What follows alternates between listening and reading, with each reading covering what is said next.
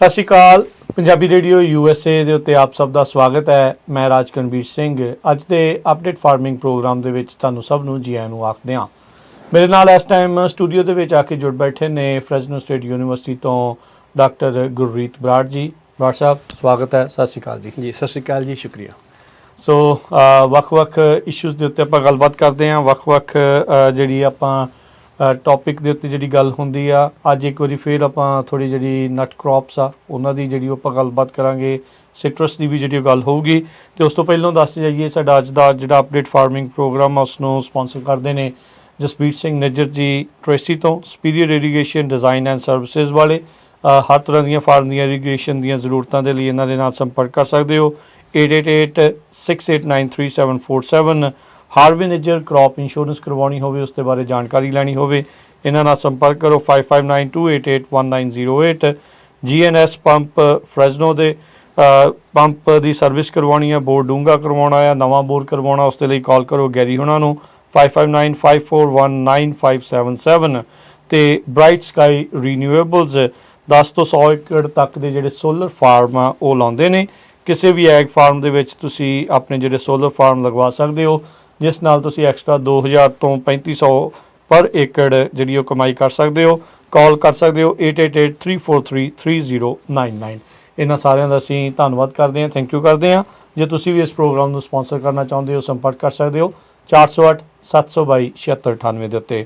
So doctor Brar, ਜੂਨ ਦਾ ਮਹੀਨਾ ਚੱਲ ਰਿਹਾ ਆ ਜੀ। ਸੋ ਇਸ ਟਾਈਮ ਹਲ ਸਪਲਿਟ ਦੇ ਕਈ ਥਾਂ 'ਤੇ ਹੋਣ ਲੱਗ ਗਿਆ ਹੋਊਗਾ ਜਾਂ ਹੋਣ ਵਾਲਾ ਹੋਣਾ। ਜੇ ਆਪਾਂ ਐਲਮੰਡਸ ਦੀ ਗੱਲ ਕਰੀਏ, ਸੋ ਸ਼ੁਰੂਆਤ ਆਪਾਂ ਬਦਾਮਾਂ ਤੋਂ ਕਰ ਲੈਂਦੇ ਹਾਂ। ਕੀ ਰਾਈਟ ਨਾਓ ਪੋਜੀਸ਼ਨ ਦੇ ਵਿੱਚ ਹੈ ਅਤੇ ਕੀ ਕੁਛ ਚੱਲ ਰਿਹਾ ਹੈ ਫਾਰਮਸ ਦੇ ਵਿੱਚ ਉੱਥੇ? ਜੀ ਚੱਲ ਆਪਾਂ ਬਦਾਮਾਂ ਤੋਂ ਸ਼ੁਰੂ ਕਰਦੇ ਹਾਂ, ਕਿਉਂਕਿ ਆਪਣੀ ਮੁੱਖ ਨਟ ਕ੍ਰੌਪਸ ਦੇ ਵਿੱਚ ਮੁੱਖ ਏਰੀਆ ਦੇ ਹਿਸਾਬ ਨਾਲ ਇਹ ਹੈ ਫਸਲ। ਉਹਦੇ ਵਿੱਚ ਪਹਿਲੀ ਤਾਂ ਗੱਲ ਜਿਹੜੀ ਰੀਸੈਂਟ ਹੀਟ ਵੇਵ ਸ਼ੁਰੂ ਹੋਈ ਹੈ ਇੱਕ, ਹਾਂਜੀ, ਉਹਦੇ ਨਾਲ ਕਾਫੀ ਕੁਛ ਧਿਆਨ 'ਚ ਰੱਖਣ ਦੀ ਲੋੜ ਪੈਂਦੀ ਹੈ। ਪਹਿਲੀ ਤਾਂ ਇਰੀਗੇਸ਼ਨ ਮੈਨੇਜਮੈਂਟ, ਪਾਣੀ ਦਾ ਕਿਸ ਤਰੀਕੇ ਨਾਲ ਹਿਸਾਬ ਕਿਤਾਬ ਰੱਖਣਾ। ਹਲ ਸਪਲਿਟ ਹਾਲੇ ਥੋੜ੍ਹਾ ਦੂਰ ਹੈ। ਐਤਕੀ ਇਹ ਹੈ ਕਿ ਆਮ ਤੌਰ ਦੇ ਉੱਤੇ ਹਲ ਸਪਲਿਟ ਦਾ ਟਾਈਮ ਹੁੰਦਾ ਹੈ ਜੂਨ ਦੇ ਅਖੀਰ ਤੋਂ ਲੈ ਕੇ ਜੁਲਾਈ ਦੇ ਪਹਿਲੇ ਅੱਧ ਤੱਕ। ਉਹ ਡਿਪੈਂਡ ਕਰਦਾ ਹੈ ਕਦੋਂ ਹੋਣਾ ਹੈ। ਉਹਦਾ ਡਿਪੈਂਡ ਇਸ 'ਤੇ ਕਰਦਾ ਹੈ ਕਿ ਬਲੂਮ ਤੋਂ ਲੈ ਕੇ 90 ਦਿਨ ਤੱਕ ਤਾਪਮਾਨ ਕਿੱਦਾਂ ਦੇ ਰਹੇ। ਜੇ ਬਲੂਮ ਤੋਂ ਲੈ ਕੇ 90 ਦਿਨ ਤੱਕ ਤਾਪਮਾਨ ਤੇਜ਼ ਰਹਿੰਦੇ ਆ, ਜ਼ਿਆਦਾ ਗਰਮੀ ਰਹਿੰਦੀ ਹੈ, ਤਾਂ ਫਿਰ ਹਲ ਸਪਲਿਟ ਤੇ ਜਾਂ ਹਾਰਵੈਸਟ ਹੈ ਉਹ ਪਹਿਲਾਂ ਆ ਜਾਂਦਾ। ਤੇ ਜੇ ਟੈਂਪਰੇਚਰ ਠੰਡੇ ਰਹਿੰਦੇ ਆ ਤਾਂ ਉਹ ਥੋੜਾ ਜਿਹਾ ਡਿਲੇ ਹੋ ਜਾਂਦਾ। ਸੋ ਇਸ ਸੀਜ਼ਨ 'ਚ ਠੰਡਾ ਰਿਹਾ ਥੋੜਾ। ਐਤਕੀ ਟੈਂਪਰੇਚਰ ਕਾਫੀ ਠੰਡੇ ਰਹੇ ਆ, ਮਾਰਚ ਦੇ ਵਿੱਚ ਵੀ, ਅਪ੍ਰੈਲ ਦੇ ਵਿੱਚ ਵੀ ਮੀਂਹ ਪਏ ਸਗੋਂ। ਸੋ ਤਕਰੀਬਨ ਮਈ ਦੇ ਮਹੀਨੇ ਦੇ ਅਖੀਰ ਤੱਕ ਹੀ ਟੈਂਪਰੇਚਰ ਜਿਹੜੇ ਉਹ ਮੱਠੇ ਰਹੇ। ਜੇ ਹੁਣ ਇੱਕੋ ਦਮ ਤਪਸ਼ ਵੱਧ ਜਾਂਦੀ ਹੈ, ਇੱਕੋ ਦਮ ਇਹਨਾਂ ਟੈਂਪਰੇਚਰ 108-110 ਡਿਗਰੀ ਹੋ ਜਾਂਦਾ, ਉਹਦੇ ਨਾਲ ਉਹਦੀ ਡਿਵੈਲਪਮੈਂਟ ਦੇ ਉੱਤੇ ਇੰਨਾ ਫਰਕ ਜਾਂ ਨਹੀਂ ਪੈਂਦਾ। ਓਕੇ, ਇਹ ਰਿਸਰਚ ਕਹਿੰਦੀ ਹੈ। ਓਕੇ, ਸੋ ਇਸ ਕਰਕੇ ਜਿਹੜੇ ਐਤਕੀ ਟੈਂਪਰੇਚਰ ਹੁਣ ਹੋਏ ਨੇ ਪਿਛਲੇ ਹਫ਼ਤੇ ਡੇਢ ਤੋਂ, ਤੇ ਆਹ ਹਫ਼ਤੇ ਵੀ ਅਖੀਰ ਤੱਕ ਚੱਲਣੇ ਆ। ਉਦੋਂ ਬਾਅਦ ਥੋੜ੍ਹਾ ਜਿਹਾ ਕੂਲ ਡਾਊਨ ਹੋਊਗਾ। ਉਹਦੇ ਵਿੱਚ ਸਭ ਤੋਂ ਜਿਹੜੀ ਵੱਡੀ ਚੀਜ਼ ਆਉਂਦੀ ਹੈ ਉਹ ਇਰੀਗੇਸ਼ਨ ਮੈਨੇਜਮੈਂਟ ਦੀ ਆਉਂਦੀ, ਪਾਣੀ ਦੀ। ਕਿਉਂਕਿ ਬੂਟੇ ਦੀ ਪਾਣੀ ਦੀ ਲੋੜ ਜਿਹੜੀ ਇਹਨਾਂ ਦਿਨਾਂ ਦੇ ਵਿੱਚ ਉਹ ਕਾਫੀ ਇੱਕੋਦਮ ਵੱਧ ਜਾਂਦੀ, ਗਰਮੀ ਜ਼ਿਆਦਾ ਹੋ ਜਾਂਦੀ। ਸੋ ਪਾਣੀ ਇਹਨਾਂ ਦਿਨਾਂ ਦੇ ਵਿੱਚ, ਜੇ ਬਦਾਮਾਂ ਦੇ ਬੂਟੇ ਦੀ ਆਪਾਂ ਗੱਲ ਕਰੀਏ, ਪਿਸਤਿਆਂ ਦੇ ਵਿੱਚ ਵੀ ਬਾਅਦ 'ਚ ਆਪਾਂ ਗੱਲ ਕਰਾਂਗੇ ਇਸੇ ਚੀਜ਼ 'ਤੇ, ਜੇ ਪਾਣੀ ਦਾ ਸਟਰੈਸ ਹੁੰਦਾ, ਸਵੀਅਰ ਸਟਰੈਸ ਹੋ ਜਾਂਦਾ, ਤਾਂ ਜਿਹੜੀ ਨਟ ਦੀ ਕੁਆਲਿਟੀ ਹੈ ਉਹ ਖਰਾਬ ਹੋ ਜਾਂਦੀ ਹੈ। ਉੱਤੇ ਜਦੋਂ ਆਪਾਂ ਬਦਾਮਾਂ ਦਾ ਗਿਰੀ ਦੇਖਦੇ ਹਾਂ ਤੇ ਗਿਰੀ ਦੇ ਉੱਤੇ ਕਈ ਵਾਰੀ ਝੁਰੜੀਆਂ ਪਈਆਂ ਹੁੰਦੀਆਂ। ਹਾਂਜੀ, ਉਹ ਝੁਰੜੀਆਂ ਮਈ ਦੇ ਮਹੀਨੇ ਦੇ ਵਿੱਚ ਜਦੋਂ ਗਿਰੀ ਅੰਦਰੋਂ ਸੋਲਿਡ ਹੋਣ ਲੱਗਦੀ ਹੈ ਨਾ, ਪਹਿਲਾਂ ਤਰਲ ਹੁੰਦੀ ਹੈ, ਲਿਕੁਇਡ ਹੁੰਦੀ ਹੈ, ਜਦੋਂ ਸੋਲੀਡੀਫਿਕੇਸ਼ਨ ਹੁੰਦੀ ਹੈ ਉਹਦੀ, ਅਤੇ ਉਸ ਤੋਂ ਬਾਅਦ ਡਰਾਈ ਮੈਸ ਐਕਿਊਮੂਲੇਸ਼ਨ ਚੱਲਦੀ ਰਹਿੰਦੀ ਹੈ ਇਹਨਾਂ ਮਹੀਨਿਆਂ ਦੇ ਦੌਰਾਨ, ਤਾਂ ਮਈ ਦੇ ਅਤੇ ਜੂਨ ਦੇ ਮਹੀਨਿਆਂ ਦੇ ਵਿੱਚ ਜੇ ਸਵੀਅਰ ਵਾਟਰ ਸਟਰੈਸ ਹੋ ਜਾਂਦਾ ਤਾਂ ਉਹਦੇ ਨਾਲ ਉਹਦੇ ਉੱਤੇ ਝੁਰੜੀਆਂ ਪੈ ਜਾਂਦੀਆਂ ਨੇ। ਠੀਕ ਹੈ, ਉਹ ਜਿਹੜੀਆਂ ਝੁਰੜੀਆਂ ਉਹ ਫਿਰ ਕੁਆਲਿਟੀ ਖਰਾਬ ਕਰਦੀਆਂ ਨੇ, ਤੁਹਾਡਾ ਪੇ ਆਊਟ ਹੈ ਜਿਹੜਾ। ਆਪਾਂ ਜਿਹੜਾ ਅਕਸਰ ਬਦਾਮ ਦੇਖਦੇ ਉੱਤੇ ਤਕਰੀਬਨ ਸਾਰਿਆਂ 'ਤੇ ਝੁਰੜੀਆਂ ਹੁੰਦੀਆਂ ਹੀ ਆ। ਉਹ ਮੇਰੇ ਖਿਆਲ ਨਾਲ ਫਿਰ ਇਹੀ ਹੈ ਕਿ ਪਾਣੀ ਜ਼ਿਆਦਾਤਰ ਜਿਹੜੀ ਬਦਾਮਾਂ ਦੇ ਗਰੋਇੰਗ ਏਰੀਆ ਦੇ ਵਿੱਚ ਪਿਛਲੇ ਕਾਫੀ ਸਮੇਂ ਤੋਂ ਪਰਸਿਸਟੈਂਟਲੀ ਡਰਾਊਟ ਚੱਲਦਾ ਹੈ। ਹਾਂਜੀ, ਸਹੀ ਗੱਲ ਹੈ। ਜ਼ਿਆਦਾਤਰ ਕੇਸ ਇਹੀ ਹੈ ਕਿ ਉਹਦੇ ਵਿੱਚ ਪਾਣੀ ਦੀ ਅਕਸਰ ਕਮੀ ਰਹਿ ਜਾਂਦੀ ਹੈ ਅਕਰੋਸ ਦਾ ਸੀਜ਼ਨ ਹੀ। ਠੀਕ ਹੈ, ਸੋ ਇਹਨਾਂ ਦਿਨਾਂ ਦੇ ਵਿੱਚ ਵਾਟਰ ਸਟਰੈਸ ਬੂਟੇ ਨੂੰ ਨਹੀਂ ਹੋਣਾ ਚਾਹੀਦਾ। ਅੱਛਾ, ਹੈਵਿੰਗ ਸੈਡ ਦੈਟ, ਹੁਣ ਆਪਾਂ ਉਸ ਤੋਂ ਬਾਅਦ ਜਦੋਂ ਹਲ ਸਪਲਿਟ ਦੀ ਆਪਾਂ ਤਿਆਰੀ ਕਰਨੀ ਹੈ, ਹਲ ਸਪਲਿਟ ਦੇ ਵੇਲੇ ਮਾਹਰ ਇਹ ਕਹਿੰਦੇ ਆ, ਯੂਨੀਵਰਸਿਟੀ ਦੀ ਰਿਸਰਚ ਇਹ ਕਹਿੰਦੀ ਹੈ ਕਿ ਹਲ ਸਪਲਿਟ ਜਦੋਂ ਸ਼ੁਰੂ ਹੋ ਜਾਂਦੀ ਹੈ ਤਾਂ ਉਦੋਂ ਆਪਾਂ ਡੈਫੀਸ਼ੀਟ ਇਰੀਗੇਸ਼ਨ ਸ਼ੁਰੂ ਕਰ ਸਕਦੇ ਹਾਂ, ਮਤਲਬ ਪਾਣੀ ਦੀ ਹਲਕੀ ਜਿਹੀ ਕਟੌਤੀ, ਜਿਹਨੂੰ ਆਪਾਂ ਮਾਈਲਡ ਸਟ੍ਰੈਸ ਕਹਿੰਦੇ ਆ, ਉਹ ਸਗੋਂ ਲਾਹੇਵੰਦ ਹੁੰਦਾ। ਸੋ ਇਹ ਜਦੋਂ ਮਾਈਲਡ ਸਟ੍ਰੈਸ ਆ, ਇਹਦਾ ਕੋਈ ਨੰਬਰਸ ਵੀ ਹੁੰਦੇ? ਹਾਂਜੀ, ਮਾਈਲਡ ਸਟ੍ਰੈਸ ਹੁਣ ਉਹਦੇ ਵਿੱਚ ਇਹ ਪਹਿਲੀ ਤਾਂ ਗੱਲ ਵੀ ਆਪਣਾ ਇਰੀਗੇਸ਼ਨ ਸਿਸਟਮ, ਜੇ ਮਾਈਕਰੋ ਇਰੀਗੇਸ਼ਨ ਸਿਸਟਮ ਹੈ, ਡ੍ਰਿਪ ਸਿਸਟਮ ਹੈ ਜਾਂ ਫੈਨ ਜੈਟ ਹੈ, ਤਾਂ ਆਪਣੇ ਕੋਲੇ ਜ਼ਿਆਦਾ ਵਧੀਆ ਤਰੀਕੇ ਨਾਲ ਕੈਪੇਬਿਲਿਟੀ ਹੈਗੀ ਉਹਨੂੰ ਫਾਈਨ ਟਿਊਨ ਕਰਨ ਦੀ, ਕਿਉਂਕਿ ਉਹਦੇ ਵਿੱਚ ਆਪਾਂ ਕੰਟਰੋਲ ਕਰ ਸਕਦੇ ਹਾਂ, ਘੰਟਿਆਂ ਤੱਕ ਮਿੰਟਾਂ ਤੱਕ ਆਪਾਂ ਕੰਟਰੋਲ ਕਰ ਸਕਦੇ ਹਾਂ ਕਿੰਨਾ ਪਾਣੀ ਦੇਣਾ ਹੈ, ਕਿੰਨਾ ਪਰਸੈਂਟ ਜਿਹੜੀ ਟੋਟਲ ਇਵੈਪੋ ਟਰਾਂਸਪੀਰੇਸ਼ਨ ਆ ਉਹਦਾ ਆਪਾਂ ਅਪਲਾਈ ਕਰਨਾ। ਜੇ ਆਪਣੇ ਕੋਲੇ ਫਲੱਡ ਇਰੀਗੇਸ਼ਨ ਸਿਸਟਮਸ ਹੈ ਤਾਂ ਆਪਣੀ ਉਹ ਸਮਰੱਥਾ ਬਹੁਤ ਘਟ ਜਾਂਦੀ ਹੈ। ਫਲੱਡ ਇਰੀਗੇਸ਼ਨ ਦੇ ਵਿੱਚ ਵੀ ਤੁਸੀਂ ਕਰ ਸਕਦੇ ਹੋ, ਪਰ ਉਹਦੇ ਵਿੱਚ ਉਹਨੇ ਰਿਸਕ ਜ਼ਿਆਦਾ ਵੱਧ ਜਾਂਦੇ ਆ, ਤੇ ਉਹਦੀ ਫਾਈਨ ਟਿਊਨਿੰਗ ਦੀ ਸਮਰੱਥਾ ਨਹੀਂ ਰਹਿੰਦੀ। ਠੀਕ ਹੈ। ਸੋ ਇੱਕ ਤਾਂ ਇਹ ਹੈ ਕਿ ਜੇਕਰ ਤੁਹਾਡੇ ਕੋਲੇ ਸਿਸਟਮ ਹੈਗੇ ਨੇ ਮਾਈਕਰੋ ਇਰੀਗੇਸ਼ਨ ਸਿਸਟਮ, ਤਾਂ ਤੁਸੀਂ ਪਹਿਲਾਂ ਇਸ ਚੀਜ਼ ਲਈ ਪ੍ਰਿਪੇਅਰ ਹੋ ਜਾਓ। ਉਹਦੇ ਵਿੱਚ ਕੁਝ ਦਿਮਾਗੀ ਕੈਲਕੂਲੇਸ਼ਨਸ ਲੱਗਣਗੀਆਂ, ਕੁਝ ਐਡਜਸਟਮੈਂਟਸ, ਸਿਸਟਮ ਨੂੰ ਜਾਣਨਾ, ਉਹ ਸਾਰਾ ਕੁਝ ਉਹ ਜ਼ਰੂਰੀ ਹੈ। ਸੋ ਖੋਜ ਇਹ ਕਹਿੰਦੀ ਹੈ ਕਿ ਜੇ ਬੂਟੇ ਦੀ ਜਿੰਨੀ ਲੋੜ ਹੈ ਇਹਨਾਂ ਦਿਨਾਂ ਦੇ ਵਿੱਚ, ਉਹਦੀ 85% ਤੱਕ ਲੋੜ ਪੂਰੀ ਕੀਤੀ ਜਾਵੇ, ਠੀਕ ਹੈ, ਉਹਨਾਂ ਦਿਨਾਂ ਦੇ ਵਿੱਚ, ਤਾਂ ਬੂਟੇ ਦੇ ਝਾੜ ਦੇ ਉੱਤੇ ਕੋਈ ਅਸਰ ਨਹੀਂ ਪੈਂਦਾ। ਸਗੋਂ ਉਹਦੀ ਪਾਣੀ ਦੀ ਕਟੌਤੀ ਦੇ ਨਾਲ ਜਿਹੜੇ ਫਾਇਦੇ ਹੁੰਦੇ ਆ ਡੈਫੀਸ਼ੀਟ ਇਰੀਗੇਸ਼ਨ ਦੇ, ਉਹ ਫਾਇਦੇ ਸਾਨੂੰ ਮਿਲ ਜਾਂਦੇ ਆ। ਕੀ ਫਾਇਦੇ ਹੋ ਜਾਂਦੇ? ਇੱਕ ਤਾਂ ਚਲੋ ਪਹਿਲਾ ਫਾਇਦਾ ਇਹ ਹੋ ਗਿਆ ਕਿ ਪਾਣੀ ਦੀ ਬਚਤ ਹੋਊਗੀ। ਦੂਜਾ ਵੱਡਾ ਫਾਇਦਾ ਇਹ ਹੁੰਦਾ ਕਿ ਜਦੋਂ ਹਲ ਸਪਲਿਟ ਸ਼ੁਰੂ ਹੁੰਦੀ ਹੈ ਤਾਂ ਉਸ ਸਮੇਂ ਬੂਟੇ ਦਾ ਛਿਲਕਾ ਜਦੋਂ ਪਾਟਦਾ ਤਾਂ ਉਹਦੇ ਅੰਦਰ ਫਰੈਸ਼ ਟਿਸ਼ੂ ਉਹ ਸਾਹਮਣੇ ਆ ਜਾਂਦਾ, ਤੇ ਉੱਲੀਆਂ ਜਿਹੜੀਆਂ ਹਵਾ ਦੇ ਵਿੱਚ ਜਾਂ ਦਰਖਤ ਦੇ ਉੱਤੇ ਆਮ ਤੌਰ ਤੇ ਮੌਜੂਦ ਹੁੰਦੀਆਂ, ਉਸ ਸਮੇਂ ਦੌਰਾਨ ਜੇ ਪਾਣੀ ਦੀ ਬਹੁਤਾਤ ਹੋਵੇ, ਸਪ੍ਰਿੰਕਲਰ ਚੱਲਦੇ ਆ ਤਾਂ ਕੈਨਪੀ ਦੇ ਵਿੱਚ ਮੋਇਸਚਰ ਬਣਿਆ ਰਹਿੰਦਾ, ਉਹਦੇ ਨਾਲ ਹਲ ਰੌਟ ਦੀ ਬਿਮਾਰੀ ਆ ਜਾਂਦੀ ਹੈ। ਠੀਕ ਹੈ। ਹਲ ਰੌਟ ਦੇ ਵਾਸਤੇ 2-3 ਫੰਗਸ ਹੈਗੀਆਂ ਨੇ। ਇੱਕ ਤਾਂ ਆਪਣੀ ਰਾਈਜ਼ੋਫਸ ਹੈ, ਕਾਮਨ ਬ੍ਰੈਡ ਮੋਲਡ, ਜਿਹੜੀ ਬ੍ਰੈਡ ਦੇ ਉੱਤੇ ਆਪਣੀ ਲੱਗ ਜਾਂਦੀ ਹੈ ਪੂਰੀ ਜੀ। ਇੱਕ ਮੋਨੀਲੀਨੀਆ ਹੈਗੀ ਆ। ਸੋ ਇਸ ਤਰ੍ਹਾਂ ਦੀਆਂ ਐਸਪਰਜਿਲਸ ਵੀ ਹੈਗੀ ਆ। 2-3 ਫੰਗਸ ਨੇ ਜਿਹੜੀਆਂ ਇਹਨਾਂ ਦਿਨਾਂ ਦੇ ਵਿੱਚ ਬਿਮਾਰੀ ਹੁੰਦੀ ਹੈ। ਹੁਣ ਇਹ ਫੰਗਸ ਇਕੱਲੀ ਤੁਹਾਡੇ ਨਟਸ ਦਾ ਇਹਨਾਂ ਦਿਨਾਂ ਦੇ ਵਿੱਚ ਜਾਂ ਇਸ ਸੀਜ਼ਨ ਦੇ ਵਿੱਚ ਹੀ ਨੁਕਸਾਨ ਨਹੀਂ ਕਰਦੀ। ਜੇ ਹਲ ਰੌਟ ਦੀ ਬਿਮਾਰੀ ਆ ਜਾਂਦੀ ਹੈ ਤਾਂ ਇਹ ਫੰਗਸ ਬੂਟੇ ਦੇ ਵਿੱਚ ਇੱਕ ਟੌਕਸਿਨ ਇੰਜੈਕਟ ਕਰਦੀਆਂ ਨੇ, ਟੌਕਸਿਕ ਕੈਮੀਕਲਸ, ਜਿਹਦੇ ਨਾਲ ਬੂਟੇ ਦੀਆਂ ਕਰੂੰਬਲਾਂ ਜਾਂ ਬੂਟੇ ਦੀਆਂ ਲਗਰਾਂ ਉਹ ਮਰ ਜਾਂਦੀਆਂ। ਠੀਕ ਹੈ। ਤੁਸੀਂ ਦੇਖਿਆ ਹੋਣਾ ਕਿ ਜਦੋਂ ਆਪਾਂ ਬਾਗ ਦੇ ਵਿੱਚ ਤੁਰੇ ਫਿਰਦੇ ਦੇਖਦੇ ਹਾਂ ਤਾਂ ਅਕਸਰ ਲੋਅਰ ਲੈਵਲ ਦੇ ਉੱਤੇ ਬੂਟੇ ਦੀ ਛਤਰੀ ਦੇ ਹੇਠਲੇ ਹਿੱਸੇ ਦੇ ਵਿੱਚ ਕਈ ਵਾਰੀ ਤਾਂ ਡਾਈਬੈਕ, ਕਾਫੀ ਡਾਈਬੈਕ ਆਪਾਂ ਨੂੰ ਦਿਸਦਾ, ਲਗਰਾਂ ਜਾਂ ਟਾਹਣੀਆਂ ਮੁਕੰਮਲ ਤੌਰ ਦੇ ਉੱਤੇ ਸੁੱਕੀਆਂ ਹੋਈਆਂ ਹੁੰਦੀਆਂ, ਜਾਂ ਬਹੁਤ ਸਾਰੀਆਂ ਟਾਹਣੀਆਂ ਜਿਹੜੀਆਂ ਸਿਖਰ ਤੋਂ ਸੁੱਕੀਆਂ ਹੁੰਦੀਆਂ ਨੇ 1 ਫੁੱਟ ਜਾਂ 6-7-8 ਇੰਚ ਅੰਦਰ ਨੂੰ। ਹਾਂਜੀ।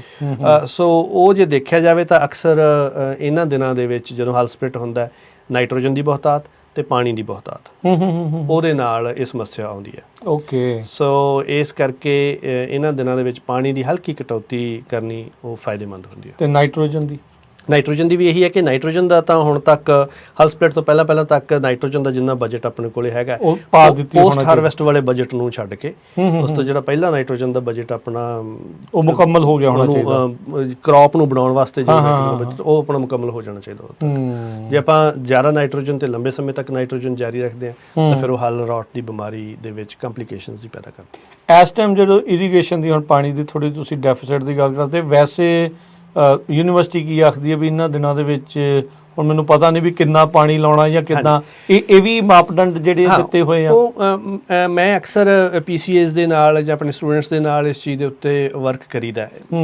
ਮੇਰਾ ਇਹ ਮੰਨਣਾ ਹੈ ਕਿ ਜਦੋਂ ਤੁਸੀਂ ਪਾਣੀ ਲਾਉਣਾ ਨਾ ਆਪਣਾ, ਤਾਂ ਆਪਾਂ ਨੂੰ ਕੁਝ ਬੇਸਿਕ ਕੈਲਕੂਲੇਸ਼ਨਸ ਆਉਣੀਆਂ ਚਾਹੀਦੀਆਂ ਨੇ। ਠੀਕ ਹੈ। ਜਿੱਦਾਂ ਆਪਾਂ ਨੂੰ ਉਹਦੇ ਨਾਲ ਇਹ ਪਤਾ ਲੱਗ ਜਾਣਾ ਚਾਹੀਦਾ ਕਿ ਅਸੀਂ ਪਾਣੀ ਕਿੰਨਾ ਲਾ ਰਹੇ ਹਾਂ, ਕਿੰਨੀ ਬੂਟੇ ਦੀ ਮੰਗ ਹੈ। ਉਸ ਤੋਂ ਬਾਅਦ ਪ੍ਰੈਕਟੀਕਲ ਜਦੋਂ ਆਪਾਂ ਐਕਚੁਅਲੀ ਆਪਾਂ ਵਾਲਵ ਔਨ ਕਰਦੇ ਹਾਂ, ਜਿੰਨੇ ਘੰਟੇ ਰਨ ਕਰਦੇ ਹਾਂ, ਉਹਦੇ ਵਿੱਚ ਪ੍ਰੈਕਟੀਕਲੀ ਉੱਪਰ ਨੀਚੇ ਹੋ ਸਕਦਾ, ਕਿਉਂਕਿ ਆਪਾਂ ਹਰ ਚੀਜ਼ ਬਿਲਕੁਲ ਕਿਤਾਬੀ ਤਰੀਕੇ ਨਾਲ ਨਹੀਂ ਚੱਲ ਸਕਦੇ। ਪਰ ਅਕਸਰ ਇਹ ਵੇਖਿਆ ਗਿਆ ਕਿ ਮੈਂ ਬਹੁਤ ਸਾਰੇ ਕਿਸਾਨ ਵੀਰਾਂ ਨੂੰ ਮਿਲਦਾ ਤਾਂ ਅਕਸਰ ਇਹ ਵੇਖਿਆ ਗਿਆ ਕਿ ਉਹ ਆਪਣੇ ਆਸੇ-ਪਾਸੇ ਨੂੰ ਪੁੱਛ ਕੇ ਜਾਂ ਆਪਣੇ ਕੈਲੰਡਰ ਦੇ ਹਿਸਾਬ ਨਾਲ ਵੀ ਇੰਨਾ ਜਾਂ ਖੁੱਲਾ ਪਾਣੀ ਲਾਤਾ ਹਨ, ਤਾਂ ਉਹ ਅਕਸਰ ਜ਼ਿਆਦਾ ਪਾਣੀ ਲਾਉਣ ਵੱਲ ਗਲਤੀ ਹੋ ਜਾਂਦੀ ਹੈ, ਜਿਹਦੇ ਨਾਲ ਬੂਟੇ ਸਟ੍ਰੈਸ ਦੇ ਵਿੱਚ ਆ ਜਾਂਦੇ ਆ। ਮੈਂ ਪਹਿਲਾਂ ਵੀ ਅਕਸਰ ਇਹ ਕਹਿੰਦਾ ਹੁੰਦਾ ਕਿ ਬਦਾਮਾਂ ਦੇ ਬੂਟੇ ਜਾਂ ਪਿਸਤਿਆਂ ਦੇ ਬੂਟੇ, ਜੇ ਇਹਨਾਂ ਦੀ ਗੱਲ ਕਰੀਏ ਤਾਂ ਜਿੱਥੋਂ ਦੇ ਇਹ ਜੰਮਪਲ ਨੇ ਨਾ, ਇਹ ਈਰਾਨ, ਅਫਗਾਨਿਸਤਾਨ, ਇਰਾਕ ਜਾਂ ਪੱਛਮੀ ਖੁਸ਼ਕ ਇਲਾਕੇ ਆ। ਭਾਰਤ ਖੁਸ਼ਕ ਇਲਾਕੇ ਨੇ। ਸੋ ਇਹ ਜੈਨੇਟਿਕਲੀ ਇਹ ਖੁਸ਼ਕੀ ਨੂੰ ਜਾਂ ਖੁਸ਼ਕ ਹਾਲਾਤ ਨੂੰ ਝੱਲਣ ਦੇ ਜ਼ਿਆਦਾ ਯੋਗ ਨੇ। ਸੋ ਜੇਕਰ ਪਾਣੀ ਦੀ ਕਮੀ ਰਹਿ ਜੂਗੀ ਤਾਂ ਬੂਟਾ ਮਰਦਾ ਨਹੀਂ ਜਾਂ ਬੂਟਾ ਸਟ੍ਰੈਸ ਦੇ ਵਿੱਚ ਇੰਨਾ ਜ਼ਿਆਦਾ ਨਹੀਂ ਆਉਂਦਾ। ਉਹਦੇ ਨਾਲ ਆਪਣੀ ਕੁਆਲਿਟੀ ਤਾਂ ਖਰਾਬ ਹੁੰਦੀ ਹੈ, ਕੁਆਲਿਟੀ ਆਪਣਾ ਆਬਜੈਕਟਿਵ ਹੈਗਾ, ਪਰ ਜੇ ਬੂਟੇ ਦੀ ਉਂਝ ਸਟ੍ਰੈਸ ਦੀ ਗੱਲ ਕਰੀਏ ਤਾਂ ਬੂਟਾ ਪਾਣੀ ਦੀ ਕਮੀ ਨਾਲ ਉਹਨਾਂ ਸਟ੍ਰੈਸ ਨਹੀਂ ਹੁੰਦਾ ਜਿੰਨਾ ਪਾਣੀ ਦੀ ਹਲਕੀ ਜੀ ਬਹੁਤਾਤ ਦੇ ਨਾਲ ਬੂਟਾ ਦੱਸਣਾ ਸ਼ੁਰੂ ਕਰ ਦਿੰਦਾ। ਉਹਦੇ ਲੱਛਣ ਪਤਾ ਲੱਗਣੇ ਸ਼ੁਰੂ। ਕਿੱਦਾਂ ਦੇ ਲੱਛਣ ਹੁੰਦੇ? ਪੀਲੇ ਹੋ ਜਾਂਦੇ ਪੱਤੇ ਪੀਲੇ ਹੋਣੇ ਸ਼ੁਰੂ ਹੋ ਜਾਂਦੇ ਆ। ਜੇ ਸਾਡੀ ਮਿੱਟੀ, ਆਪਾਂ ਮਿੱਟੀ ਦੀ ਬਾਰੇ ਵੀ ਗੱਲ ਕਰਾਂਗੇ, ਜਦੋਂ ਮਿੱਟੀ ਥੋੜੀ ਜਿਹੀ ਜੇ ਭਾਰੀ ਹੈ ਜਿਹਦੇ ਵਿੱਚ ਪਾਣੀ ਖੜਾ ਰਹਿੰਦਾ, ਪਾਣੀ ਜੀਰਦਾ ਨਹੀਂ ਹੈ, ਉਹਦੇ ਨਾਲ ਕੀ ਹੁੰਦਾ ਕਿ ਜਿੰਨੇ ਮਿੱਟੀ ਦੇ ਪੋਰ ਹੈ ਉਹਨਾਂ ਦੇ ਵਿੱਚ ਪਾਣੀ ਜਮ੍ਹਾਂ ਹੋ ਗਿਆ, ਉਹਦੇ ਵਿੱਚੋਂ ਹਵਾ ਗਾਇਬ ਹੋ ਗਈ। ਉਹਦੇ ਕਰਕੇ ਮੈਂ ਕਹਿੰਦਾ ਉਹਨਾਂ ਬੂਟੇ ਦੀਆਂ ਜੜ੍ਹਾਂ ਦਾ ਸਾਹ ਘੁੱਟਿਆ ਗਿਆ ਜਿਵੇਂ, ਠੀਕ ਹੈ। ਉਹ ਜਦੋਂ ਜੜ੍ਹਾਂ ਜਾਂ ਰੌਟ ਵਰਗੀ ਸਥਿਤੀ ਪੈਦਾ ਹੋ ਜਾਂਦੀ ਹੈ ਜਾਂ ਉਹਨਾਂ ਨੂੰ ਆਕਸੀਜਨ ਨਹੀਂ ਪ੍ਰੋਪਰ ਮਿਲਦੀ ਬੂਟੇ ਦੀ ਜੜ੍ਹਾਂ ਨੂੰ ਜਾਂ ਗਰੋਥ, ਤਾਂ ਉਹਦੇ ਕਰਕੇ ਫਿਰ ਅਪਟੇਕ ਪਾਣੀ ਦਾ ਵੀ ਤੇ ਨਿਊਟ੍ਰੀਐਂਟਸ ਦਾ ਵੀ, ਨਿਊਟ੍ਰੀਐਂਟਸ ਦਾ ਅਪਟੇਕ ਹੈ ਜਿਹੜਾ, ਉਹ ਸਭ ਤੋਂ ਪਹਿਲੀ ਗੱਲ ਹੈ ਜਿਹੜੀ ਉਹ ਘਟਦੀ ਹੈ। ਉਹਦੇ ਨਾਲ ਬੂਟੇ ਦੀ ਛਤਰੀ ਦੇ ਵਿੱਚ ਰੈਂਡਮਲੀ ਪੀਲਾਪਣ ਹੋਣਾ ਸ਼ੁਰੂ ਹੋ ਜਾਂਦਾ ਹੈ, ਪਿਲਤਨ ਦੇਖਣੀ। ਠੀਕ ਹੈ। ਸੋ ਉਹ ਪੀਲਾਪਣ ਜੇ ਮਈ ਦੇ ਮਹੀਨੇ ਦੇ ਵਿੱਚ ਤੁਹਾਨੂੰ ਦੇਖਣ ਨੂੰ ਮਿਲੇ ਤਾਂ ਇਹਦਾ ਮਤਲਬ ਜ਼ਿਆਦਾ ਪਾ ਗਏ, ਇਹ ਚੈੱਕ ਕਰੋ ਕਿ ਪਾਣੀ ਜਦ ਤੱਕ ਤੇ ਖੜਦਾ। ਕਈ ਵਾਰੀ ਇਹ ਹੁੰਦਾ ਕਿ ਆਪਾਂ ਪਾਣੀ ਉਸ ਹਿਸਾਬ ਨਾਲ ਲਾਉਣੇ ਹੁੰਦੇ ਪਰ ਬਾਗ ਦਾ ਇਹੋ ਜਿਹਾ ਕੋਨਾ ਰਹਿ ਜਾਂਦਾ ਜਿਹੜਾ ਜਿੱਥੇ ਮਿੱਟੀ ਵੱਖਰੀ ਕਿਸਮ ਦੀ ਹੈ। ਸੋ ਇਸ ਕਰਕੇ ਮੈਂ ਦੂਜੀ ਗੱਲ ਤੇ ਆਉਣਾ ਮਿੱਟੀ ਦੇ ਉੱਤੇ। ਮਿੱਟੀ ਨੂੰ ਜਾਣਨਾ ਬਹੁਤ ਜ਼ਰੂਰੀ ਹੈ। ਜਦੋਂ ਅਸੀਂ ਬਾਗ ਲਾਉਣੇ ਆ ਤਾਂ ਉਦੋਂ ਬੈਕ ਹੋਪਿਟਸ ਡਿਗ ਕਰਦੇ ਆ ਡੂੰਘੀਆਂ, ਉਹਦੇ ਵਿੱਚ ਮਿੱਟੀ ਨੂੰ ਸਟੱਡੀ ਕਰਦੇ ਆ। ਹਾਂਜੀ। ਸੋ ਗਾਹੇ ਬਗਾਹੇ ਤੁਸੀਂ ਆਪਣੀ ਮਿੱਟੀ ਦੇ ਸੈਂਪਲਸ ਉਹ ਵੀ ਟੈਸਟ ਕਰਵਾਉਂਦੇ ਰਹਿਣਾ ਚਾਹੀਦਾ। ਉਹਦੇ ਨਾਲ ਆਪਣੀ ਮਿੱਟੀ ਕਿਸ ਕਿਸਮ ਦੀ ਹੈ ਤੇ ਬਾਗ ਦੇ ਵਿੱਚ ਕਿਹੜੇ ਕਿਹੜੇ ਵੱਖਰੇ ਵੱਖਰੇ ਜ਼ੋਨ ਨੇ ਮਿੱਟੀ ਦੀ ਕਿਸਮ ਦੇ ਹਿਸਾਬ ਨਾਲ, ਉਹ ਫਿਰ ਪਤਾ ਲੱਗ ਜਾਂਦਾ। ਸੋ ਉਹ ਜਾਣਕਾਰੀ ਹੈ ਜਿਹੜੀ ਉਹ ਫਿਰ ਤੁਹਾਨੂੰ ਪਾਣੀ ਲਾਉਣ ਦੇ ਵਿੱਚ, ਜਿਹਨੂੰ ਇਰੀਗੇਸ਼ਨ ਸਕੈਜੂਲਿੰਗ ਆਪਾਂ ਕਹਿੰਦੇ, ਉਹਦੇ ਵਿੱਚ ਮਦਦ ਕਰੂਗੀ। ਠੀਕ ਹੈ। ਜਿਵੇਂ ਅੱਜ ਕੱਲ੍ਹ ਮੈਂ ਹੁਣ ਦੇਖ ਰਿਹਾ ਸੀ ਕੁਛ ਰਿਸੋਰਸਿਸ ਹੈ, ਜਿਵੇਂ ਮੈਂ ਦੱਸਣਾ ਚਾਹੁੰਦਾ ਸੀ, ਇੱਕ ਜਿਹੜਾ NOAA ਹੈਗਾ ਵੈਦਰ ਆਪਾਂ ਦੇਖਦੇ ਹਾਂ, ਓਸ਼ੈਨਿਕ ਐਟਮੋਸਫੀਅਰਿਕ ਜਿਹੜੀ ਉਹਨਾਂ ਦੇ ਹੈਗਾ ਡਿਪਾਰਟਮੈਂਟ, ਉਹਦੇ ਵਿੱਚ ਉਹਨਾਂ ਦਾ ਇੱਕ ਸੈਕਸ਼ਨ ਹੈ FRET। ਉਹ ਤੁਸੀਂ ਗੂਗਲ ਕਰਕੇ FRET, ਬੇਸਿਕਲੀ ਉਹ ਇਵੈਪੋਟ੍ਰਾਂਸਪੀਰੇਸ਼ਨ ਦੀ ਫੋਰਕਾਸਟ ਹੈ। ਠੀਕ ਹੈ, ਵੀ ਕਿੰਨਾ ਕੁ ਪਾਣੀ ਦਾ ਵਾਸ਼ਵੀਕਰਨ ਹੋਣਾ। ਕਿਉਂਕਿ ਜ਼ਿਆਦਾਤਰ ਜਿੰਨੇ ਰਿਸੋਰਸਿਸ ਆਪਾਂ ਨੂੰ ਦੇਖਦੇ ਨੇ, ਈਵਨ ਯੂਨੀਵਰਸਿਟੀ ਵੀ ਨਿਊਜ਼ਲੈਟਰ ਭੇਜਦੀ ਹੈ ਜਿਹੜਾ, ਉਹ ਬੀਤੇ ਹਫ਼ਤੇ ਦੀ ਇਵੈਪੋਟ੍ਰਾਂਸਪੀਰੇਸ਼ਨ ਦੇ ਉੱਤੇ ਹੁੰਦਾ ਵੀ ਬੀਤੇ ਹਫ਼ਤੇ ਜਿੰਨੀ ਕੁ ਤਪਸ਼ ਰਹੀ ਉਨੀ ਬੂਟੇ ਦੀ ਮੰਗ ਉਹਨਾਂ ਨੇ ਦੱਸ ਦੇਣੀ ਹੈ। ਹੁਣ ਆਉਣ ਵਾਲੇ ਹਫ਼ਤੇ ਕਈ ਵਾਰੀ ਇੱਕ ਹਫ਼ਤੇ ਤੇ ਦੂਜੇ ਹਫ਼ਤੇ ਦਾ 20 ਡਿਗਰੀ ਦਾ ਵੀ ਫਰਕ ਪੈ ਜਾਂਦਾ। ਸੋ ਉਹ FRET ਵਾਲਾ ਚੰਗਾ ਰਿਸੋਰਸ ਹੈ।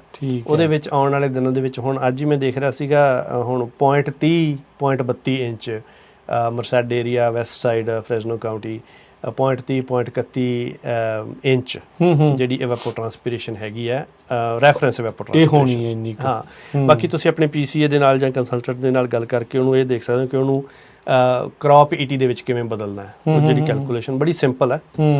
ਤੇ ਜਦੋਂ ਤੁਹਾਨੂੰ ਇਹ ਪਤਾ ਲੱਗ ਗਿਆ ਕਿ ਇੰਨੀ ਮਿਕਦਾਰ ਦੇ ਵਿੱਚ ਅਸੀਂ ਪਾਣੀ ਲਾਉਣਾ, ਮੰਨ ਲਓ ਇੱਕ ਹਫ਼ਤੇ ਦੀ ਆਪਣੀ 2 ਇੰਚ ਪਾਣੀ ਲਾਉਣਾ, ਜੇ 0.30 ਦੇ ਹਿਸਾਬ ਨਾਲ 2.1 ਹੋ ਗਿਆ, ਚਾਹੇ ਜਿਵੇਂ ਵੀ 7 ਦਿਨਾਂ ਦਾ, ਜਦੋਂ ਤੁਸੀਂ ਉਹ ਦੇਖ ਲਿਆ, ਫਿਰ ਤੁਹਾਨੂੰ ਇੰਨਾ ਪਤਾ ਹੀ ਹੈ ਕਿ ਤੁਹਾਡਾ ਡ੍ਰਿਪ ਸਿਸਟਮ ਜਾਂ ਫੈਨ ਜੈਟ ਕਿੰਨੀ ਆਊਟਪੁੱਟ ਦਿੰਦਾ, ਕਿੰਨਾ ਉਹਨੇ 1 ਘੰਟੇ ਦੇ ਵਿੱਚ ਕਿੰਨੇ ਗੈਲਨ ਪਾਣੀ ਬੂਟੇ ਨੂੰ ਦੇਣਾ। ਉਦੋਂ ਬਾਅਦ ਫਿਰ ਤੁਹਾਡੀ ਇੱਕੋ ਹੀ ਚੀਜ਼ ਧਿਆਨ 'ਚ ਰੱਖਣ ਵਾਲੀ ਹੈ ਕਿ ਤੁਹਾਡੀ ਮਿੱਟੀ ਦੀ ਕਿਸਮ। ਜੇ ਮਿੱਟੀ ਰੇਤਲੀ ਹੈ ਤਾਂ ਤੁਸੀਂ ਉਹ 2 ਦਾ 2 ਇੰਚ ਸਾਰੇ ਹਫ਼ਤੇ ਜੋਗਾ ਪਾਣੀ ਇੱਕੋ ਵਾਰੀ ਨਹੀਂ ਲਾ ਦੇਣਾ, ਕਿਉਂਕਿ ਉਹਦੇ ਨਾਲ ਫਿਰ ਤੁਹਾਡਾ ਪਾਣੀ ਜ਼ਿਆਦਾ ਜੀਰ ਜੂਗਾ। ਮਿੱਟੀ ਦੀ ਪਾਣੀ ਹੋਲਡ ਕਰਨ ਦੀ ਸਮਰੱਥਾ ਜਿੰਨੀ ਹੈ ਉਸ ਹਿਸਾਬ ਨਾਲ ਹੀ ਲਾਉਣਾ। ਇਸ ਕਰਕੇ ਆਪਾਂ ਕੰਨ ਦੂਜੇ ਪਾਸੇ ਫੜਦੇ ਹੁੰਦੇ ਹਾਂ ਇਹਨਾਂ ਕੈਲਕੂਲੇਸ਼ਨ ਦੇ ਵਿੱਚ ਕਿ ਆਪਣਾ ਫੈਨ ਜੈਟ ਹੈ, ਆਮ ਤੌਰ ਤੇ ਸੈਂਡੀ ਲੋਮ ਸੋਇਲ ਹੈ ਜਿਹੜੀ, ਤਾਂ ਫੈਨ ਜੈਟ ਜਾਂ ਡ੍ਰਿਪ ਇਰੀਗੇਸ਼ਨ ਦੇ ਵਿੱਚ ਆਪਾਂ ਪਹਿਲਾਂ ਫ੍ਰੀਕੁਐਂਸੀ ਡਿਸਾਈਡ ਕਰਦੇ ਹਾਂ ਕਿ ਹਰ ਤੀਜੇ ਦਿਨ ਪਾਣੀ ਲਾਉਣਾ, ਜਾਂ ਹਰ ਦੂਜੇ ਦਿਨ ਵੀ ਹੋ ਸਕਦਾ ਲਾਉਣਾ ਪਵੇ, ਜਾਂ ਹਰ ਤੀਜੇ ਦਿਨ ਜਾਂ ਹਰ ਚੌਥੇ ਦਿਨ। ਫਿਰ ਉਸ ਹਿਸਾਬ ਨਾਲ ਫਿਰ ਆਪਾਂ ਕੈਲਕੂਲੇਟ ਕਰਨੇ ਵੀ ਇਹਨਾਂ 3 ਦਿਨਾਂ ਦੇ ਵਾਸਤੇ ਸਾਨੂੰ ਕਿੰਨੇ ਘੰਟੇ ਅਸੀਂ ਆਪਦੀ ਮੋਟਰ ਚਲਾਉਣੀ ਹੈ ਤੇ ਉਹਨਾਂ ਪਾਣੀ ਪ੍ਰੋਪਰ ਹੋ ਜਾਊਗਾ। ਸੋ ਇਹ ਵੈਸੇ ਵੀ ਕਾਊਂਟਰ ਇੰਟੂਟਿਵ ਹੀ ਲੱਗਦਾ, ਪਾਣੀ ਘੱਟ ਦੇਣਾ। ਆਪਾਂ ਨੂੰ ਇਦਾਂ ਲੱਗਦਾ ਹੁੰਦਾ ਵੀ ਨਹੀਂ, ਜੇ ਕੋਈ ਗੜਬੜ ਆ ਤਾਂ ਪਾਣੀ ਵੱਧ ਦਈਏ ਤੇ ਸ਼ਾਇਦ ਉਸੇ ਦੀ ਘਾਟ ਹੋਵੇ, ਪਰ ਜਦੋਂ ਤੁਸੀਂ ਦੱਸਦੇ ਵੀ ਇਹ ਖੁਸ਼ਕ ਇਲਾਕੇ ਵਾਲੀਆਂ ਜਿਹੜੀਆਂ ਫਸਲਾਂ ਜ਼ਿਆਦਾ ਪਾਣੀ ਨੂੰ, ਉਹ ਤੋਂ ਜ਼ਿਆਦਾ ਨੁਕਸਾਨ ਨਹੀਂ ਜਾਂਦੀਆਂ ਆ। ਹਾਂ, ਔਰ ਮੈਂ ਅਕਸਰ ਇਹ ਗੱਲ ਕਹਿਣਾ ਹੁੰਦਾ ਕਿ ਮੈਂ ਜਦੋਂ ਇੱਥੋਂ ਅੱਜ ਤੋਂ 11-12 ਸਾਲ ਪਹਿਲਾਂ ਕੈਲੀਫੋਰਨੀਆ ਦੇ ਵਿੱਚ ਆਇਆ, ਉਦੋਂ ਡਰਾਊਟ ਚੱਲ ਰਿਹਾ ਸੀ। ਉਦੋਂ ਮੇਰਾ ਵੀ ਪਹਿਲਾ ਇੰਪ੍ਰੈਸ਼ਨ ਇਹੀ ਸੀ, ਮੈਂ ਜਿੰਨੇ ਲੋਕਾਂ ਨਾਲ ਗੱਲਬਾਤ ਕੀਤੀ, ਖਬਰਾਂ ਪੜ੍ਹੀਆਂ, ਰਿਪੋਰਟਾਂ ਪੜ੍ਹੀਆਂ, ਐਨਾਲਿਸਿਸ ਕੀਤਾ, ਤਾਂ ਉਹਦੇ ਵਿੱਚ ਇਹ ਸੀ ਕਿ ਕੈਲੀਫੋਰਨੀਆ 'ਚ ਪਾਣੀ ਦੀ ਕਿੱਲਤ ਹੈ। ਤੇ ਜ਼ਾਹਿਰ ਹੈ ਕਿ ਜਦੋਂ ਤੁਸੀਂ ਇਸ ਚੀਜ਼ ਬਾਰੇ ਸੋਚਦੇ ਹੋ ਤਾਂ ਤੁਹਾਨੂੰ ਇਹ ਲੱਗਦਾ ਵੀ ਸਭ ਤੋਂ ਵੱਡੀ ਸਮੱਸਿਆ ਕਿਸਾਨਾਂ ਦੀ ਇਹੀ ਹੋਊਗੀ। ਉਸ ਤੋਂ ਬਾਅਦ ਆਉਣ ਵਾਲੇ 8-10 ਸਾਲਾਂ ਦੇ ਵਿੱਚ ਜਿੰਨਾ ਵੀ ਮੈਂ ਕਿਸਾਨਾਂ ਦੇ ਨਾਲ ਕੰਮ ਕੀਤਾ, ਜਿੰਨੀਆਂ ਸਮੱਸਿਆਵਾਂ ਵਾਸਤੇ ਮੈਂ ਕਾਲ ਕੀਤਾ ਮੈਨੂੰ ਜਾਂ ਗਿਆ ਮੈਂ, ਉਹਦੇ ਵਿੱਚ ਜ਼ਿਆਦਾ ਸਮੱਸਿਆ ਇਹ ਉੱਭਰ ਕੇ ਆਈ ਕਿ ਪਾਣੀ ਦੀ ਕਿੱਲਤ ਦੇ ਨਾਲ ਹੋਣ ਵਾਲੀਆਂ ਸਮੱਸਿਆਵਾਂ ਦੀ ਏਡੀ ਵੱਡੀ ਮਾਤਰਾ ਨਹੀਂ ਹੈਗੀ, ਠੀਕ ਹੈ, ਜਿੰਨੀ ਜ਼ਿਆਦਾ ਪਾਣੀ ਲਾਉਣ ਨਾਲ ਜਿਹੜੀਆਂ ਸਮੱਸਿਆਵਾਂ ਆਉਂਦੀਆਂ ਉਹ ਆ ਰਹੀ ਆ ਜਿਹੜੀ ਉਹਦੇ ਨਾਲ। ਹਾਂ, ਸੋ ਨਹੀਂ ਬਿਲਕੁਲ। ਰੀਸੈਂਟਲੀ ਡਾਕਟਰ ਬਰਾੜ ਵੀ ਵਰਲਡ এনवायरमेंट ਡੇ ਵੀ ਹੋ ਕੇ ਗੁਜ਼ਰਿਆ ਹੈ ਜੀ। ਹਾਂਜੀ ਹਾਂ, 5 ਜੂਨ ਨੂੰ ਵਰਲਡ এনवायरमेंट ਡੇ ਸੀਗਾ। ਮੈਂ ਸਾਰੇ ਆਪਣੇ ਸੁਣਨ ਵਾਲੇ ਸਰੋਤਿਆਂ ਤੇ ਦੇਖਣ ਵਾਲੇ ਦਰਸ਼ਕਾਂ ਨੂੰ ਪਹਿਲਾਂ ਤਾਂ ਵਰਲਡ এনवायरमेंट ਡੇ ਦੀਆਂ ਵਧਾਈਆਂ ਦਿੰਦਾ ਜੀ। ਤੇ ਦੂਜਾ ਮੈਂ ਆਪਣੇ ਵੱਲੋਂ ਇਹ ਹਮੇਸ਼ਾ ਹੀ ਕਹਿੰਦਾ ਹੁੰਦਾ ਕਿ ਆਪਣੇ ਕੰਟੈਕਸਟ ਦੇ ਵਿੱਚ ਕੈਲੀਫੋਰਨੀਆ ਦੇ ਜਾਂ ਓਵਰਆਲ US ਦੇ এনवायरमेंटलिस्ट ਵਰਸਸ ਐਗਰੀਕਲਚਰ ਜਾਂ ਫਾਰਮਰ, ਉਹ ਇੱਕ ਪੋਲੀਟੀਕਲ ਡਿਬੇਟ ਬਣਾ ਦਿੱਤੀ ਗਈ ਹੈ, ਇੱਕ ਦੂਜੇ ਦੇ ਆਮੋ ਸਾਹਮਣੇ ਖੜੇ ਕਰਤੇ ਆ। ਹਾਂ, ਉਹ ਮੈਂ ਅਕਸਰ ਇਹ ਕਹਿੰਦਾ ਹੁੰਦਾ ਕਿ ਫਾਰਮਰ ਤੋਂ ਵੱਡਾ ਕੋਈ এনवायरमेंटलिस्ट ਨਹੀਂ ਹੋ ਸਕਦਾ।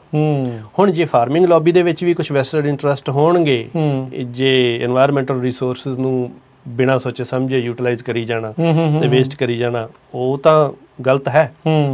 ਪਰ through education, through awareness, through research, proper ਜਿਹੜੀਆਂ ਪ੍ਰੈਕਟਿਸਿਸ ਆਪਾਂ ਕਰਦੇ ਹਾਂ, ਜਿਹਨਾਂ ਆਪਾਂ ਨੂੰ ਪਤਾ ਹੈ ਕਿ ਆਹ ਪ੍ਰੈਕਟਿਸਿਸ ਆਪਣੇ ਲਈ ਵੀ ਫਾਇਦਾ ਦੇਣਗੀਆਂ, ਸਾਡੇ এনवायरमेंट ਨੂੰ ਵੀ ਫਾਇਦਾ ਦੇਣਗੀਆਂ, ਸਾਡੀ ਆਉਣ ਵਾਲੀ ਜਨਰੇਸ਼ਨ ਨੂੰ ਵੀ ਫਾਇਦਾ ਦੇਣਗੀਆਂ। ਸੋ ਜੇ ਆਪਾਂ ਫਾਰਮਿੰਗ ਕਮਿਊਨਿਟੀ ਦੇ ਨਾਲ ਉਹਨਾਂ ਚੀਜ਼ਾਂ ਦੇ ਉੱਤੇ, ਉਹਨਾਂ ਮੁੱਦਿਆਂ ਦੇ ਉੱਤੇ ਕੰਮ ਕਰਦੇ ਹਾਂ, ਫਾਰਮਰ ਨੂੰ ਐਜੂਕੇਟ ਕਰਕੇ ਉਸ ਬਰਾਬਰ ਦਾ ਬਣਾ ਦਿੰਦੇ ਆ ਜੀ, ਤਾਂ ਉਹ ਇੱਕ ਬਹੁਤ ਹੀ ਵਧੀਆ ਮੈਚ ਹੋ ਸਕਦਾ। ਉਸ ਤੋਂ ਵੱਡਾ এনवायरमेंटलिस्ट ਕੋਈ ਨਹੀਂ ਹੋ ਸਕਦਾ। ਜੇ ਅਸੀਂ ਹਰੇਕ ਬੰਦੇ ਨੇ ਆਪਣੇ ਮੁਫਾਦ ਬਾਰੇ ਹੀ ਸੋਚੀ ਜਾਣਾ ਤਾਂ ਫਿਰ ਇਹ ਡਿਬੇਟ ਵਧੀ ਜਾ ਸਕਦੀ ਹੈ ਤੇ ਜਿੰਨੀ ਮਰਜ਼ੀ ਵਧਾ ਲਓ। ਹਾਂ, ਗਲਤ ਰੂਪ ਲੈ ਸਕਦੇ ਬਸ ਇਹ ਵੀ ਜਿੰਨੀ ਮਰਜ਼ੀ ਤੁਸੀਂ ਜਿਹੜੀ ਲੱਸੀ ਪਤਲੀ ਕਰੀ ਜਾਓ, ਉਹਦਾ ਕੋਈ ਚੱਕਰ ਨਹੀਂ, ਉਹਦਾ ਕੋਈ ਅੰਤ ਨਹੀਂ ਜਿਹੜਾ ਉਹ ਹੈਗਾ। ਰਾਈਟ ਨਾਓ ਡਾਕਟਰ ਬਰਾੜ, ਜਿੱਦਾਂ ਵੱਖ-ਵੱਖ ਵੈਰਾਈਟੀਜ਼ ਆ ਐਲੀਮੈਂਟ ਦੀਆਂ, ਉਹਨਾਂ ਦੇ ਲਈ ਕੁਛ ਕਿਸੇ ਦੇ ਲਈ ਕੁਛ ਡਿਫਰੈਂਟ ਕਰਨਾ ਹੈ ਜਾਂ ਆਲਮੋਸਟ ਸਾਰਿਆਂ ਦੇ ਲਈ ਸੇਮ ਹੀ ਚੱਲ ਰਿਹਾ ਹੈ? ਕੁਛ ਜਿਹੜੀਆਂ ਪੋਲੀਨਾਈਜ਼ਰਸ ਆ ਉਹਨਾਂ ਦੇ ਵਿੱਚ ਹਲ ਸਪਲਿਟ ਦੇਰ ਨਾਲ ਹੁੰਦਾ। ਠੀਕ ਹੈ। ਸੋ ਜਿਹੜੀ ਹਲ ਸਪਲਿਟ ਨੂੰ ਲੈ ਕੇ ਜੇ ਆਪਾਂ ਕੋਈ ਵੀ ਚੀਜ਼ ਕਰਨੀ ਹੈਗੀ ਆ ਤਾਂ ਉਹ ਪੋਲੀਨਾਈਜ਼ਰ ਵੈਰਾਈਟੀਆਂ ਨੂੰ ਮੱਦੇਨਜ਼ਰ ਰੱਖ ਕੇ ਉਹਨਾਂ ਦੇ ਹਿਸਾਬ ਨਾਲ ਕਰਨੀ ਹੈ। ਠੀਕ ਹੈ। ਮੋਟੇ ਤੌਰ ਦੇ ਉੱਤੇ ਜਿਹੜਾ ਅਦਰਵਾਈਜ਼ ਇਰੀਗੇਸ਼ਨ ਸਕੈਜੂਅਲ ਆ ਉਹ ਬੂਟੇ ਦੀ ਛਤਰੀ ਦੇ ਹਿਸਾਬ ਨਾਲ ਜਾਂ ਰੈਫਰੈਂਸ ਮੌਸਮ ਦੇ ਹਿਸਾਬ ਨਾਲ ਹੀ ਹੋਣਾ। ਨਾਈਟ੍ਰੋਜਨ ਦਾ ਜਾਂ ਪੋਟਾਸੀਅਮ, ਫਾਸਫੋਰਸ ਜਾਂ ਜਿੰਨੀ ਆਪਣੀ ਨਿਊਟ੍ਰੀਸ਼ਨ ਹੈ ਉਹਦਾ ਵੀ ਪ੍ਰੈਟੀ ਮੱਚ ਕੋਈ ਇੱਦਾਂ ਫਰਕ ਨਹੀਂ ਹੈ ਕਿ ਪੋਲੀਨਾਈਜ਼ਰਸ ਨੂੰ ਵੱਖਰਾ। ਠੀਕ ਹੈ। ਸੋ ਇੱਕ ਚੀਜ਼ ਜਿਹੜੀ ਮੈਂ ਹੋਰ ਤੁਸੀਂ ਪੋਲੀਨਾਈਜ਼ਰ ਤੋਂ ਮੈਨੂੰ ਯਾਦ ਕਰਵਾਈ, ਪੋਲੀਨਾਈਜ਼ਰ ਦੇ ਜਿਹੜੀ ਫਾਸਫੋਰਸ, ਨਾਈਟ੍ਰੋਜਨ, ਨਾਈਟ੍ਰੋਜਨ ਪੋਟਾਸੀਅਮ ਦੀ ਆਪਣੀ ਗੱਲ ਹੋ ਗਈ ਹੈ। ਹਾਂਜੀ, ਫਾਸਫੋਰਸ ਹੈ ਜਿਹੜੀ ਮੈਂ ਹੁਣੇ ਇੱਕ ਪਿੱਛੇ ਜੇ ਪੜ੍ਹ ਰਿਹਾ ਸੀ ਰਿਸਰਚ। ਫਾਸਫੋਰਸ ਵੈਸੇ ਤਾਂ ਇਹ ਵੈਲ ਨੋਨ ਫੈਕਟ ਹੈ ਕਿ ਬੂਟੇ ਦੀ ਜੜ੍ਹਾਂ ਦੀ ਗਰੋਥ ਵਾਸਤੇ ਫਾਸਫੋਰਸ ਬਹੁਤ ਜ਼ਰੂਰੀ ਹੈ। ਪਰ ਹੁਣ ਇੱਕ ਤਾਜ਼ਾ ਰਿਸਰਚ ਇਹ ਵੀ ਕਹਿੰਦੀ ਹੈ ਕਿ ਬੂਟੇ ਨੂੰ ਸਟਰੈਸ ਤੋਂ, ਖਾਸ ਤੌਰ 'ਤੇ ਹੀਟ ਸਟਰੈਸ ਤੋਂ ਉਹਦੇ ਖਾਣ ਦਾ ਬਣਾਉਣ ਵਾਸਤੇ ਜਾਂ ਹੀਟ ਸਟਰੈਸ ਦੇ ਨਾਲ ਬਚਾਉਣ ਵਾਸਤੇ ਫਾਸਫੋਰਸ ਬਹੁਤ ਕੰਮ ਦਿੰਦੀ ਹੈ। ਠੀਕ ਹੈ। ਤੇ ਫਾਸਫੋਰਸ ਅਕਸਰ ਆਪਣੀ ਕੈਲੀਫੋਰਨੀਆ ਦੀਆਂ ਮਿੱਟੀਆਂ ਦੇ ਵਿੱਚ ਨੇਟਿਵਲੀ ਬਹੁਤ ਜ਼ਿਆਦਾ ਫਾਸਫੋਰਸ। ਓਕੇ। ਸੋ ਇੱਥੇ ਫਾਸਫੋਰਸ ਦੀ ਡੈਫੀਸ਼ੀਐਂਸੀ ਘੱਟ ਦੇਖਣ ਨੂੰ ਮਿਲਦੀ ਹੈ, ਪਰ ਫਾਸਫੋਰਸ ਆਮ ਤੌਰ ਦੇ ਉੱਤੇ ਉਪਲਬਧ ਨਹੀਂ ਹੁੰਦੀ। ਉਹ ਫਿਰ ਕਿੱਦਾਂ ਮਿੱਟੀ ਦੇ ਵਿੱਚ ਫਾਸਫੋਰਸ ਮਿੱਟੀ ਦੇ ਕਣਾਂ ਦੇ ਨਾਲ ਵੱਜ ਜਾਂਦੀ ਹੈ ਜੁੜ ਕੇ, ਸੋ ਬੂਟੇ ਨੂੰ ਮਿਲਦੀ ਨਹੀਂ। ਸੋ ਬੂਟੇ ਦੀਆਂ ਜੜ੍ਹਾਂ ਉੱਥੋਂ ਤੱਕ ਪਹੁੰਚਦੀਆਂ ਨੇ ਗਰੋ ਕਰਕੇ, ਤਾਂ ਫਿਰ ਉਹ you have to have the access. ਉਹਨੂੰ ਫਿਰ ਤੋੜਨਾ ਕਿੱਦਾਂ ਸੋਇਲ ਦੇ ਨਾਲੋਂ? ਉਹ ਬੂਟੇ ਦੀਆਂ ਜੜ੍ਹਾਂ ਨੇ, ਬੂਟੇ ਦੀ ਜੜ੍ਹਾਂ ਨੇ ਵਾਧੇ ਨਾਲ। ਕੋਈ ਐਕਟੀਵੇਟਰ ਨਹੀਂ ਪਾਉਣ ਦੀ ਲੋੜ ਉਹਦੇ ਵਿੱਚ? ਜਿਵੇਂ AMF ਹੈ, ਅਰਬਸਕੂਲਰ ਮਾਈਕੋਰਾਈਜ਼ੀ ਹੈ। ਹਾਂਜੀ ਹਾਂਜੀ, ਉਹ ਮਾਈਕੋਰਾਈਜ਼ੀ ਪ੍ਰੋਡਕਟਸ ਕੁਝ ਹੈਗੇ ਨੇ ਜਿਹੜੇ ਫਾਸਫੋਰਸ ਦੀ ਅਪਟੇਕ ਵਧਾਉਂਦੇ ਆ ਬੂਟੇ ਦੇ ਵਿੱਚ। ਓਕੇ। ਸੋ ਉੱਦਾਂ ਦੇ ਪ੍ਰੋਡਕਟਸ ਕੁਝ ਯੂਜ਼ ਕੀਤੇ ਜਾ ਸਕਦੇ ਆ, ਟਰਾਇਲ ਬੇਸਿਸ 'ਤੇ ਯੂਜ਼ ਕੀਤੇ ਜਾ ਸਕਦੇ ਆ, ਜਾਂ ਜੇ ਉਹਨਾਂ ਦਾ ਕੋਈ ਡਾਟਾ ਹੈਗਾ ਤਾਂ ਤੁਸੀਂ ਦੇਖ ਕੇ ਜੇ ਤੁਹਾਨੂੰ ਲੱਗਦਾ ਕਿ ਫਾਸਫੋਰਸ ਦੀ ਤੁਸੀਂ ਆਪਣੀ ਬੂਟੇ ਦੇ ਟਿਸ਼ੂ ਦੇ ਵਿੱਚ ਚੈੱਕ ਕਰ ਲਓ। ਹਾਂ, ਫਿਰ ਮਿੱਟੀ ਦੇ ਵਿੱਚ ਫਾਸਫੋਰਸ ਦੀ ਮਾਤਰਾ ਤੁਹਾਡੀ ਟਰੂ ਰਿਪਰੈਜ਼ੈਂਟੇਟਿਵ ਨਹੀਂ ਹੋਊਗੀ, ਕਿਉਂਕਿ ਜੇ ਪੱਤਿਆਂ ਦੇ ਵਿੱਚ ਸ਼ੋਅ ਨਹੀਂ ਹੋ ਰਹੀ ਤਾਂ। ਸੋ ਫਾਸਫੋਰਸ ਇੱਕ ਇੰਪੋਰਟੈਂਟ ਹੈ ਤੱਤ ਜਿਹੜਾ ਆਪਾਂ ਨੂੰ ਅੱਖੋਂ ਪਰੋਖੇ ਨਹੀਂ ਕਰਨਾ ਚਾਹੀਦਾ। ਨਹੀਂ ਕਰਨਾ ਚਾਹੀਦਾ। ਜਿਹੜੀ NPK ਦੇ ਵਿੱਚ ਜਿਹੜੀ ਅਕਸਰ ਜਿਹੜੀ ਆ ਵਿਚਾਲੇ ਵਾਲਾ ਜਿਹੜਾ ਇਹੀ ਆ, ਅਕਸਰ ਆਪਾਂ ਇਹੀ ਜ਼ਿਆਦਾ ਜਿਹੜਾ ਉਹ ਪਾਇਆ ਜਾਂਦਾ। ਆਮ ਜਿਹੜਾ ਘਰੇਲੂ ਬੰਦਾ ਤਾਂ ਉਹ ਇੱਦਾਂ ਦੀ ਚੀਜ਼ ਹੀ ਜਿਹੜਾ ਉਹ ਲੈ ਕੇ ਆਉਂਦਾ ਜਾਂ ਸਾਰੇ ਬਰਾਬਰ ਜਿਹੜੀਆਂ ਮਾਤਰਾ ਦੀਆਂ ਹੁੰਦੀਆਂ ਆ। ਜੀ ਜੀ ਜੀ ਸੋ ਇਸੇ ਦੇ ਨਾਲ ਹੀ ਜੇ ਤੁਸੀਂ ਥੋੜਾ ਜਿਹਾ ਘਰੇਲੂ ਬਗੀਚੀ ਵਾਲਿਆਂ ਨੂੰ ਵੀ ਥੋੜੇ ਜਿਹੇ ਕੋਈ ਟਿਪਸ ਇਸ ਮੌਕੇ ਦੇਣ ਵਾਲੇ ਹੈਗੇ ਆ ਜਿਨ੍ਹਾਂ ਨੇ ਇਦਾਂ ਫਲਾਂ ਵਾਲੇ ਕੋਈ ਬੂਟੇ ਲਾਏ ਆ, ਉਹਨਾਂ ਨੇ ਰੁੱਖ ਲਾਏ ਆ, ਉਹਨਾਂ ਦੇ ਲਈ ਕੀ ਟਿਪਸ ਨੇ ਇਸ ਟਾਈਮ? ਦੇਖੋ ਘਰੇਲੂ ਬਗੀਚੀ ਦੇ ਵਿੱਚ ਮੈਂ ਵੈਸੇ ਨਾਲ ਨਾਲ ਇਹ ਵੀ ਦੱਸ ਦਿਆਂ ਕਿ ਮੈਂ ਨਾ ਘਰੇਲੂ ਬਗੀਚੀ ਦਾ ਕਾਫੀ ਡਿਟੇਲ ਦੇ ਵਿੱਚ ਅਸੀਂ ਕਰਦੇ ਹੁੰਦੇ ਆ। ਮੇਰਾ ਜਿਹੜਾ ਰੇਡੀਓ ਪ੍ਰੋਗਰਾਮ ਹੈ ਮੈਂ ਆਪਣੇ ਦਰਸ਼ਕਾਂ ਨੂੰ ਵੀ ਦੱਸ ਦਿਆਂ, ਤੁਸੀਂ ਮੇਰੀਆਂ ਗੱਲਾਂ ਬਾਤਾਂ ਉੱਥੇ ਵੀ ਸੁਣ ਸਕਦੇ ਹੋ KBIF 900 AM ਤੇ ਹਰੇਕ ਐਤਵਾਰ ਨੂੰ ਸਵੇਰੇ 9 ਵਜੇ ਤੋਂ ਲੈ ਕੇ 10 ਵਜੇ ਤੱਕ। ਸੋ ਉਹਦੇ ਵਿੱਚ ਮੈਂ ਐਜ਼ ਐਂਕਰ ਜਦੋਂ ਮੈਂ ਕਰਦਾ ਤਾਂ ਡਿਫਰੈਂਟ ਹੁੰਦਾ, ਉਹਦੇ ਵਿੱਚ ਘਰੇਲੂ ਬਗੀਚੀ ਜਾਂ ਆਪਣੀ ਕਲਾਈਮੇਟ ਚੇਂਜ ਜਾਂ ਹੋਰ ਕਾਫੀ ਐਡਰੈਸ ਕਰੀਦੇ। ਘਰੇਲੂ ਬਗੀਚੀ ਦੇ ਵਿੱਚ ਅੱਜ ਕੱਲ੍ਹ ਇਹੀ ਹੈ ਕਿ ਪਹਿਲੀ ਤਾਂ ਗੱਲ ਖਾਦ, ਜਿਹੜੀ ਤੁਸੀਂ ਖਾਦ ਜੇ ਕੋਈ ਪਾਉਣੀ ਹੈ ਤਾਂ ਇਹਨਾਂ ਦਿਨਾਂ ਦੇ ਵਿੱਚ ਹੌਲੀ ਹੌਲੀ ਕਰਕੇ ਥੋੜ੍ਹੀ ਥੋੜ੍ਹੀ ਕਰਕੇ ਖਾਦ ਪਾ ਸਕਦੇ ਹੋ। ਕੋਈ ਫਲਦਾਰ ਬੂਟੇ ਲੱਗੇ ਹੋਏ ਜਿਹੜੇ। ਜੇ ਆਪਾਂ ਟਮਾਟਰਾਂ ਦੀ ਜਾਂ ਸਬਜ਼ੀਆਂ ਦੀ ਗੱਲ ਕਰੀਏ ਤਾਂ ਟਮਾਟਰਾਂ ਦੇ ਵਿੱਚ ਅਕਸਰ ਇਹ ਵੇਖਿਆ ਜਾਂਦਾ ਕਿ ਇਹਨਾਂ ਦਿਨਾਂ ਦੇ ਵਿੱਚ ਆਪਾਂ ਪਾਣੀ ਕਾਫੀ ਲਾ ਦਿੰਦੇ ਹਾਂ ਬੂਟਿਆਂ ਨੂੰ। ਘਰਾਂ ਦੇ ਵਿੱਚ ਆਪਾਂ ਨੂੰ ਹੁੰਦਾ ਕਿ ਪਾਣੀ ਦੇਈ ਚੱਲੀਏ ਤੇ ਖਾਦ ਵੀ ਇਹਨਾਂ ਦਿਨਾਂ ਦੇ ਵਿੱਚ ਆਪਾਂ ਹੋਮ ਡਿਪੋ ਤੋਂ ਖਾਦ ਚੱਕ ਲਿਆਉਣੇ, ਖਾਦ ਵੀ ਕਈ ਵਾਰੀ ਪਾ ਦਿੰਦੇ। ਤੇ ਟਮਾਟਰ ਦਾ ਬੂਟਾ ਇੱਕ ਇਹੋ ਜਿਹੀ ਇੱਕ ਐਗਜ਼ਾਮਪਲ ਹੈ ਜਿਹੜੀ ਤੁਹਾਨੂੰ ਬਾਕੀ ਸਾਰਿਆਂ ਤੇ ਵੀ ਲਾਗੂ ਹੋ ਸਕਦੀ ਹੈ ਕਿ ਅਕਸਰ ਦੇਖੀਦਾ ਕਿ ਪੱਤੇ ਟਾਹਣੀਆਂ ਵਧੀ ਜਾਂਦੀਆਂ ਵੈਜੀਟੇਟਿਵ ਗਰੋਥ ਹੋ ਜਾਂਦੀ ਹੈ। ਸੋ ਇਸ ਕਰਕੇ ਇਹ ਇੱਕ ਥੋੜੀ ਜਿਹੀ ਟਿਪ ਜ਼ਰੂਰ ਹੈ ਕਿ ਜੇ ਟਮਾਟਰਾਂ ਦੇ ਬੂਟੇ ਹੈ ਜਾਂ ਕੋਈ ਬੂਟੇ ਇੱਦਾਂ ਦੇ ਜਿਹੜੇ ਵਧੀ ਜਾਂਦੇ ਸਿਰਫ ਉਹਨਾਂ ਨੂੰ ਫੁੱਲ ਨਹੀਂ ਲੱਗਦੇ ਜਾਂ ਫਲ ਨਹੀਂ ਲੱਗਦੇ ਤਾਂ ਤੁਸੀਂ ਨਾਈਟ੍ਰੋਜਨ ਵੱਲੋਂ ਥੋੜਾ ਜਿਹਾ ਹੱਥ ਕੁੱਟ ਕੇ ਰੱਖੋ, ਉਨੀ ਜ਼ਿਆਦਾ ਬਹੁਤਾਤ ਦੇ ਵਿੱਚ ਉਹ ਨਾ ਪਾਓ। ਤੇ ਪਾਣੀ ਵੀ ਖਾਸ ਤੌਰ ਦੇ ਉੱਤੇ ਟਮਾਟਰਾਂ ਦੇ ਵਿੱਚ ਦੇਖਿਆ ਗਿਆ ਇੱਕ ਨੈਚੁਰਲ ਰਿਸਪੌਂਸ ਹੈ ਬੂਟੇ ਦਾ ਕਿ ਜੇ ਬੂਟੇ ਨੂੰ ਫੁੱਲ ਨਹੀਂ ਲੱਗ ਰਹੇ ਜਾਂ ਫਲ ਨਹੀਂ ਲੱਗ ਰਿਹਾ, ਉਹ ਵੈਜੀਟੇਟਿਵ ਗਰੋਥ ਹੀ ਹੋਈ ਜਾਂਦੀ ਹੈ ਤਾਂ ਉਹਨੂੰ ਥੋੜਾ ਜਿਹਾ ਪਾਣੀ ਦਾ ਝਟਕਾ ਦਿਓ। ਠੀਕ ਹੈ, ਸਟ੍ਰੈਸ ਲਿਆਓ, ਸਟ੍ਰੈਸ ਪਾਣੀ ਦਾ ਥੋੜਾ ਜਿਹਾ ਸਟ੍ਰੈਸ ਦੇਣਾ ਚਾਹੀਦਾ। ਸਟ੍ਰੈਸ ਦਾ ਮਤਲਬ ਇਹ ਨਹੀਂ ਹੈ ਕਿ ਉਹਨੂੰ ਹੁਣ ਫਿਰ ਸੁੱਕਾ ਹੀ ਛੱਡ ਦਿਓ, ਹਾਂ, ਤੇ ਥੋੜਾ ਜਿਹਾ, ਕਿਉਂਕਿ ਇਹ ਤੁਸੀਂ ਦੇਖੋਗੇ ਜੇ ਆਪਾਂ ਉਸ ਹਿਸਾਬ ਨਾਲ ਸਮਝਣ ਦੀ ਕੋਸ਼ਿਸ਼ ਕਰੀਏ ਨਾ ਹਿਊਮਨ ਬੀਇੰਗਸ ਦਾ ਵੀ, ਜੇ ਬੈਠਿਆਂ ਨੂੰ ਖਾਣ ਪੀਣ ਵਾਧੂ ਹੋਈ ਜਾਵੇ ਤਾਂ ਆਪਾਂ ਉਜਰ ਹੀ ਨਹੀਂ ਕਰਦੇ, ਆਪਾਂ ਪ੍ਰੋਡਕਟਿਵ ਹੀ ਨਹੀਂ ਹੁੰਦੇ। ਸੋ ਬੂਟੇ ਦੀ ਮੈਮਰੀ ਦੇ ਵਿੱਚ ਹਜ਼ਾਰਾਂ ਸਾਲਾਂ ਤੋਂ ਉਹਨਾਂ ਦੇ ਜੀਨਸ ਦੇ ਵਿੱਚ ਇਹ ਗੱਲ ਹਜ਼ਾਰਾਂ ਸਾਲਾਂ ਨੇ ਕੁਦਰਤ ਨੇ ਸਿਖਾਈ ਹੈ ਕਿ ਜੇ ਬੂਟੇ ਨੂੰ ਖਾਦ ਪਾਣੀ ਵਾਧੂ ਮਿਲੀ ਜਾਂਦਾ ਤਾਂ ਉਹਨੂੰ ਆਪਣੀ ਅਗਲੀ ਜਨਰੇਸ਼ਨ ਪੈਦਾ ਕਰਨ ਦਾ ਕੋਈ ਫਿਕਰ ਹੀ ਨਹੀਂ, ਕਿਉਂਕਿ ਉਹਨੂੰ ਕੀ ਲੋੜ ਆ, ਵਧੀਆ ਸਾਰਾ ਕੁਝ ਚੱਲੀ ਜਾਂਦਾ। ਜਦੋਂ ਬੂਟੇ ਨੂੰ ਤੁਸੀਂ ਸਟ੍ਰੈਸ ਕਰੋਗੇ, ਜਦੋਂ ਬੂਟੇ ਨੂੰ ਲੱਗਿਆ ਕਿ ਕੁਝ ਗੜਬੜ ਹੈ, এনवायरमेंट ਠੀਕ ਨਹੀਂ ਹੈਗਾ, ਮੈਂ ਛੇਤੀ ਮਰ ਜਾਣਾ, ਤਾਂ ਉਦੋਂ ਫਿਰ ਸਭ ਤੋਂ ਵੱਡੀ ਐਵੋਲਿਊਸ਼ਨ ਨੇ ਕਿਹੜੀ ਚੀਜ਼ ਸਿਖਾਈ ਹੈ ਕਿ ਆਪਣੀ ਪ੍ਰੋਜਨੀ ਨੂੰ ਜਾਰੀ ਰੱਖਣਾ, ਆਪਣੀ ਸੰਤਾਨ ਹੈ ਉਹਨੂੰ ਜਾਰੀ ਰੱਖਣਾ। ਸੋ ਉਸ ਕਰਕੇ ਬੂਟਾ ਸਭ ਤੋਂ ਪਹਿਲਾਂ ਬੀਜ ਪੈਦਾ ਕਰਨ ਦੀ ਸੋਚੂਗਾ। ਜਦੋਂ ਬੀਜ ਪੈਦਾ ਕਰਨਾ ਉਹਦੇ ਵਾਸਤੇ ਫੁੱਲ ਤੋਂ ਫਿਰ ਫਲ ਬਣਨਾ, ਉਹਦੇ ਵਿੱਚ ਬੀਜ ਪੈਦਾ ਹੋਣਾ। ਸੋ ਥੋੜਾ ਸਟ੍ਰੈਸ ਜਿਹੜਾ ਉਹ ਦੇਣ ਦੀ ਜ਼ਰੂਰਤ ਆ। ਤੇ ਬਾਕੀ ਇਹ ਟਮਾਟਰ ਤੋਂ ਇਲਾਵਾ ਜਿਹੜੇ ਦੂਜੇ ਆ ਲੱਗੇ ਆ, ਕਿਸੇ ਦੇ ਬੂਟੇ, ਕਿਸੇ ਨੇ ਸਿਟਰਸ ਲਾਇਆ, ਕਿਸੇ ਨੇ ਕੁਛ ਲਾਇਆ। ਹਾਂ, ਸੰਤਰਿਆਂ ਦੇ ਵਿੱਚ ਜਾਂ ਪੀਚਸ ਆ, ਉਹਨਾਂ ਦੇ ਵਿੱਚ ਘਰੇਲੂ ਬਗੀਚੀ ਦੇ ਵਿੱਚ ਮੈਂ ਕੋਈ ਹੋਰ ਬਹੁਤੀਆਂ ਕੋਈ ਸਪਰੇਅ ਦਾ ਅਸੀਂ ਕੋਈ ਬਹੁਤਾ ਰਿਕਮੈਂਡ ਨਹੀਂ ਕਰਦੇ। ਸੋਪ ਸੋਲਿਊਸ਼ਨ ਵਗੈਰਾ ਤੁਸੀਂ ਪਾ ਸਕਦੇ ਹੋ। ਪਲਾਂਟ ਬੈਗਸ ਇਹਨਾਂ ਦਿਨਾਂ ਦੇ ਵਿੱਚ ਨਾ ਐਕਟਿਵ ਆੜੂਆਂ ਦੇ ਵਿੱਚ, ਜਿਵੇਂ ਖਾਸ ਤੌਰ ਦੇ ਉੱਤੇ ਪਲਾਂਟ ਬੈਗਸ ਜਿਹੜੇ ਆ ਜਾਂਦੇ ਆ ਉਹ ਆੜੂਆਂ ਦੇ ਵਿੱਚ, ਫਿਰ ਉਹਨੂੰ ਟੁੱਕਦੇ ਆ ਉਹਨਾਂ ਨੂੰ। ਉਹਦੇ ਵਾਸਤੇ ਤੁਸੀਂ ਸੋਪ ਸੋਲਿਊਸ਼ਨ ਵਗੈਰਾ ਬਣਾ ਸਕਦੇ ਹੋ ਘਰੇ। ਠੀਕ ਹੈ, ਜਿਹੜਾ ਆਪਣਾ ਡਿਸ਼ ਸੋਪ ਹੁੰਦੀ ਹੈ, ਡਿਸ਼ ਸੋਪ ਨੂੰ ਮਿਕਸ ਕਰਕੇ, ਭਾਂਡੇ ਧੋਣ ਵਾਲਾ ਚਮਚਾ ਡਿਸ਼ ਸੋਪ ਮਿਕਸ ਕਰਕੇ ਤੇ 1 ਕੱਪ ਵੈਜੀਟੇਬਲ ਆਇਲ ਜਿਹੜਾ ਕੁਕਿੰਗ ਆਇਲ ਉਹ ਮਿਕਸ ਕਰਕੇ ਤੇ ਥੋੜਾ ਜਿਹਾ ਉਹਦੇ ਚ ਚਮਚਾ ਵਿਨੇਗਰ ਪਾ ਲਓ, ਠੀਕ ਹੈ, ਸਿਰਕਾ ਪਾ ਲਓ। ਇਹ ਤਿੰਨੇ ਚੀਜ਼ਾਂ ਪਾ ਕੇ ਇਹਨੂੰ ਇੱਕ ਡੱਬੀ ਦੇ ਵਿੱਚ ਸ਼ੇਕ ਕਰਕੇ ਮਿਕਸ ਕਰਕੇ ਡੱਬੀ ਚ ਪਾ ਕੇ ਰੱਖ ਲਓ। ਇਹ ਤੁਹਾਡਾ ਮੇਨ ਸੋਲੂਸ਼ਨ, ਬੇਸ ਸੋਲੂਸ਼ਨ ਬਣ ਗਿਆ। ਜਦੋਂ ਤੁਸੀਂ ਸਪਰੇਅ ਕਰਨੀ ਹੈ ਤਾਂ ਇੱਕ ਸਪਰੇਅ ਬੋਟਲ ਲਓ, 1 ਲੀਟਰ ਵਾਲੀ ਜਾਂ ਕੁਆਰਟ ਵਾਲੀ ਹੁੰਦੀ ਹੈ, ਤਾਂ ਉਹਦੇ ਵਿੱਚ ਕੋਸਾ ਪਾਣੀ, ਠੀਕ ਆ, ਕੋਸਾ ਪਾਣੀ ਪਾ ਕੇ ਤੇ ਉਹਦੇ ਵਿੱਚ ਜਿਹੜਾ ਆਪਾਂ ਸੋਲੂਸ਼ਨ ਬਣਾਇਆ ਸੀਗਾ ਉਹਦਾ 1 ਚਮਚ 1 ਲੀਟਰ ਦੇ ਵਿੱਚ ਉਹ ਪਾ ਲੈਣਾ। ਉਹ ਪਾ ਕੇ ਉਹਨੂੰ ਹਿਲਾ ਕੇ ਘੋਲ ਤੇ ਉਹਦੇ ਉੱਤੇ ਫਿਰ ਉਹ ਵਿਨੇਗਰ ਤੇ ਉਹਦੇ ਨਾਲ ਫਿਰ ਸਾਰੀਆਂ ਚੀਜ਼ਾਂ ਮਿਲ ਕੇ ਤੇ ਉਹ ਬਚਾ ਦਿੰਦੀਆਂ। ਹਾਂ, ਅੱਛਾ, ਲੋਕ ਕੁਛ ਉਹਦੇ ਵਿੱਚ ਹੋਰ ਵੀ 2 ਚੀਜ਼ਾਂ ਪਾ ਦਿੰਦੇ ਆ ਕਈ ਵਾਰੀ, ਥੋੜਾ ਜਿਹਾ ਗਾਰਲਿਕ ਦਾ ਪਾਊਡਰ ਤੇ ਜਾਂ ਮਿਰਚਾਂ। ਠੀਕ ਹੈ, ਉਹ ਇਨਸੈਕਟਸ ਨੂੰ ਰਿਪੈਲ ਕਰਨ ਦੇ ਵਿੱਚ ਕੰਮ ਕਰਦੀ ਹੈ। ਠੀਕ ਹੈ, ਤੇ ਇਹ ਜ਼ਰੂਰ ਖਿਆਲ ਰੱਖੋ ਕਿ ਜਦੋਂ ਤੁਸੀਂ ਆਪਦੇ ਬੂਟੇ ਤੇ ਪਹਿਲੀ ਵਾਰੀ ਇਹ ਚੀਜ਼ ਕਰਨੀ ਹੈ ਤਾਂ ਬੂਟੇ ਦੇ ਇੱਕ ਪਾਸੇ ਤੇ ਕੁਝ ਪੱਤਿਆਂ ਦੇ ਉੱਤੇ ਕਰਕੇ ਇੱਕ ਵਾਰੀ ਦੇਖੋ, ਟੈਸਟ ਕਰਕੇ ਦੇਖੋ, ਸਾਰੇ ਤੇ ਪਾ ਲਓ। ਹਾਂ, ਕਈ ਵਾਰੀ ਇਹ ਹੁੰਦਾ। ਹੁਣ ਦੂਜੀ ਗੱਲ ਇਹ ਹੈ ਕਿ ਜੇ ਤੁਸੀਂ ਇਦਾਂ ਦੀ ਕੋਈ ਸਪਰੇਅ ਕਰਨੀ ਹੈ ਤਾਂ ਜਾਂ ਤਾਂ ਸਵੇਰੇ ਕਰੋ ਜਾਂ ਸ਼ਾਮ ਨੂੰ ਕਰੋ ਜਾਂ ਰਾਤ ਨੂੰ ਕਰੋ। ਦਿਨੇ ਜਦੋਂ ਤਪਸ਼ ਹੈ ਬੂਟੇ ਨੂੰ ਪਹਿਲਾਂ ਹੀ ਸਟ੍ਰੈਸ ਹੈ ਤਾਂ ਉਹਦੇ ਉੱਤੇ ਇਦਾਂ ਦੀ ਹੋਰ ਚੀਜ਼ ਪੱਤਿਆਂ ਦੇ ਉੱਤੇ ਆਪਾਂ ਲੇਪ ਲਾਉਣੇ ਆ ਤਾਂ ਬੂਟੇ ਦੀ ਕੈਪੈਸਿਟੀ ਘਟਦੀ ਹੈ ਫੋਟੋਸਿੰਥੇਸਿਸ ਦੀ ਅਨੁਸਾਰ। ਸੋ ਉਹ ਥੋੜੇ ਜਿਹੇ ਇਹਨਾਂ ਚੀਜ਼ਾਂ ਦੇ ਧਿਆਨ ਜਿਹੜਾ ਚਾਹੀਦਾ। ਸੋ ਇਹ ਥੋੜੇ ਜਿਹੜੇ ਟਿਪਸ ਆ ਉਹ ਹੁਣ ਇਹਨਾਂ ਮਹੀਨਿਆਂ ਦੇ ਵਿੱਚ ਜਿਹੜਾ ਉਹ ਤੁਸੀਂ ਵਰਤ ਲਓ, ਜਾਂ ਬਾਕੀ ਟਾਈਮ ਵੀ ਜਿਹੜਾ ਤੁਸੀਂ ਯੂਜ਼ ਕਰ ਸਕਦੇ ਆ।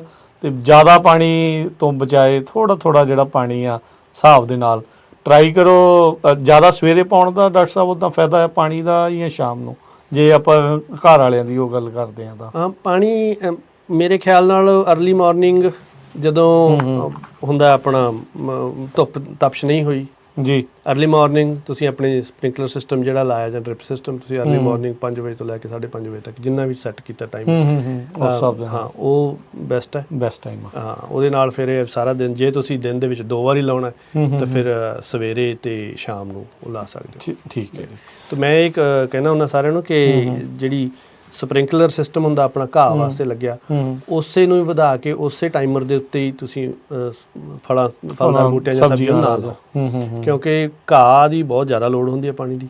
ਘਾਹ ਨੂੰ ਤਾਂ ਹਰ ਦੂਜੇ ਦਿਨ ਆਪਣਾ 15-20 ਮਿੰਟ ਚੱਲਦੇ ਆ ਜ਼ਿਆਦਾ ਹੀ ਚੱਲਦੇ ਆ, ਜਦੋਂ ਤੱਕ ਕਾਉਂਟੀ ਆਪਾਂ ਨੂੰ ਮਨਾ ਨਹੀਂ ਕਰਦੀ ਜਾਂ ਸਿਟੀ ਮਨਾ ਨਹੀਂ ਕਰਦੀ ਉਦੋਂ ਤੱਕ ਆਪਣੇ ਚੱਲਦੇ ਆ। ਸਬਜ਼ੀਆਂ ਨੂੰ ਜਾਂ ਫਲਦਾਰ ਬੂਟਿਆਂ ਨੂੰ ਇੰਨਾ ਜ਼ਿਆਦਾ ਪਾਣੀ ਦੀ ਲੋੜ ਨਹੀਂ ਹੁੰਦੀ। ਸੋ ਉਹਦਾ ਇੱਕ ਵੱਖਰਾ ਛੋਟਾ ਜਿਹਾ ਟਾਈਮਰ ਖਰੀਦ ਕੇ ਤੁਸੀਂ ਆਪਣੀ ਹੋਜ਼ ਦੇ ਉੱਤੇ ਲਾ ਕੇ ਵੱਖਰੀ ਟੇਪ ਪਾਈਪ ਕੱਢ ਕੇ ਉਹ ਜ਼ਿਆਦਾ ਵਧੀਆ ਤਰੀਕੇ ਨਾਲ। ਹਾਂਜੀ ਬਿਲਕੁਲ। ਬਾਕੀ ਗੇੜਾ ਮਾਰਿਆ ਕਰੋ, ਜਿਹੜੀ ਵੀਡਿੰਗ ਆ ਉਹ ਕਰਦੇ ਰਿਹਾ ਕਰੋ ਤਾਂ ਜੋ ਜਿਹੜਾ ਪਾਣੀ ਆ ਉਹ ਬੂਟੇ ਨੂੰ ਜਾਵੇ, ਨਾ ਕਿ ਜਿਹੜੀ ਨਦੀਨਾਂ ਨੂੰ ਜਿਹੜਾ ਉਹ ਜਾਈ ਜਾਵੇ। ਇੱਕ ਚੀਜ਼ ਹੋਰ, ਆਪਾਂ ਘਰੇਲੂ ਬਗੀਚੀ ਦੀ ਗੱਲ ਹੀ ਚੱਲੀ ਆ ਤਾਂ ਜਿਹੜੇ ਮੈਂ ਹੁਣ ਦੇਖਿਆ ਮੇਰੇ ਲਾਏ ਸੀ ਮੈਂ ਤਰ੍ਹਾਂ ਕਰੇਲੇ, ਭਿੰਡੀਆਂ, ਇਹੋ ਜਿਹਾ ਕੁਛ ਵੇਲਾਂ ਲਾਈਆਂ ਕਾਫੀ, ਕੱਦੂ ਜਾਤੀ ਦੀਆਂ ਮੈਂ ਕਾਫੀ ਲਾਈਆਂ ਸੀਗੀਆਂ। ਉਹਨਾਂ ਦੇ ਵਿੱਚ ਹੁਣ ਕਈਆਂ ਨੂੰ ਫੁੱਲ ਪੈ ਰਿਹਾ, ਫਲ ਵੀ ਬਣ ਰਿਹਾ ਤਰ੍ਹਾਂ ਨੂੰ। ਜਦੋਂ ਕੋਈ ਫਲ ਪੱਕਦਾ, ਤੁਹਾਡਾ ਅੱਲ ਪੱਕ ਗਈ ਜਾਂ ਕੱਦੂ ਪੱਕ ਗਿਆ, ਤਾਂ ਉਹ ਜਦੋਂ ਪੱਕਦਾ ਪੱਕਣ ਤੋਂ ਪਹਿਲਾਂ ਉਹਨੂੰ ਜਿਹੜਾ ਕਿਰਨ ਤੋਂ ਪਹਿਲਾਂ ਤੁਸੀਂ ਉਹਨੂੰ ਤੋੜ ਲੈਣਾ।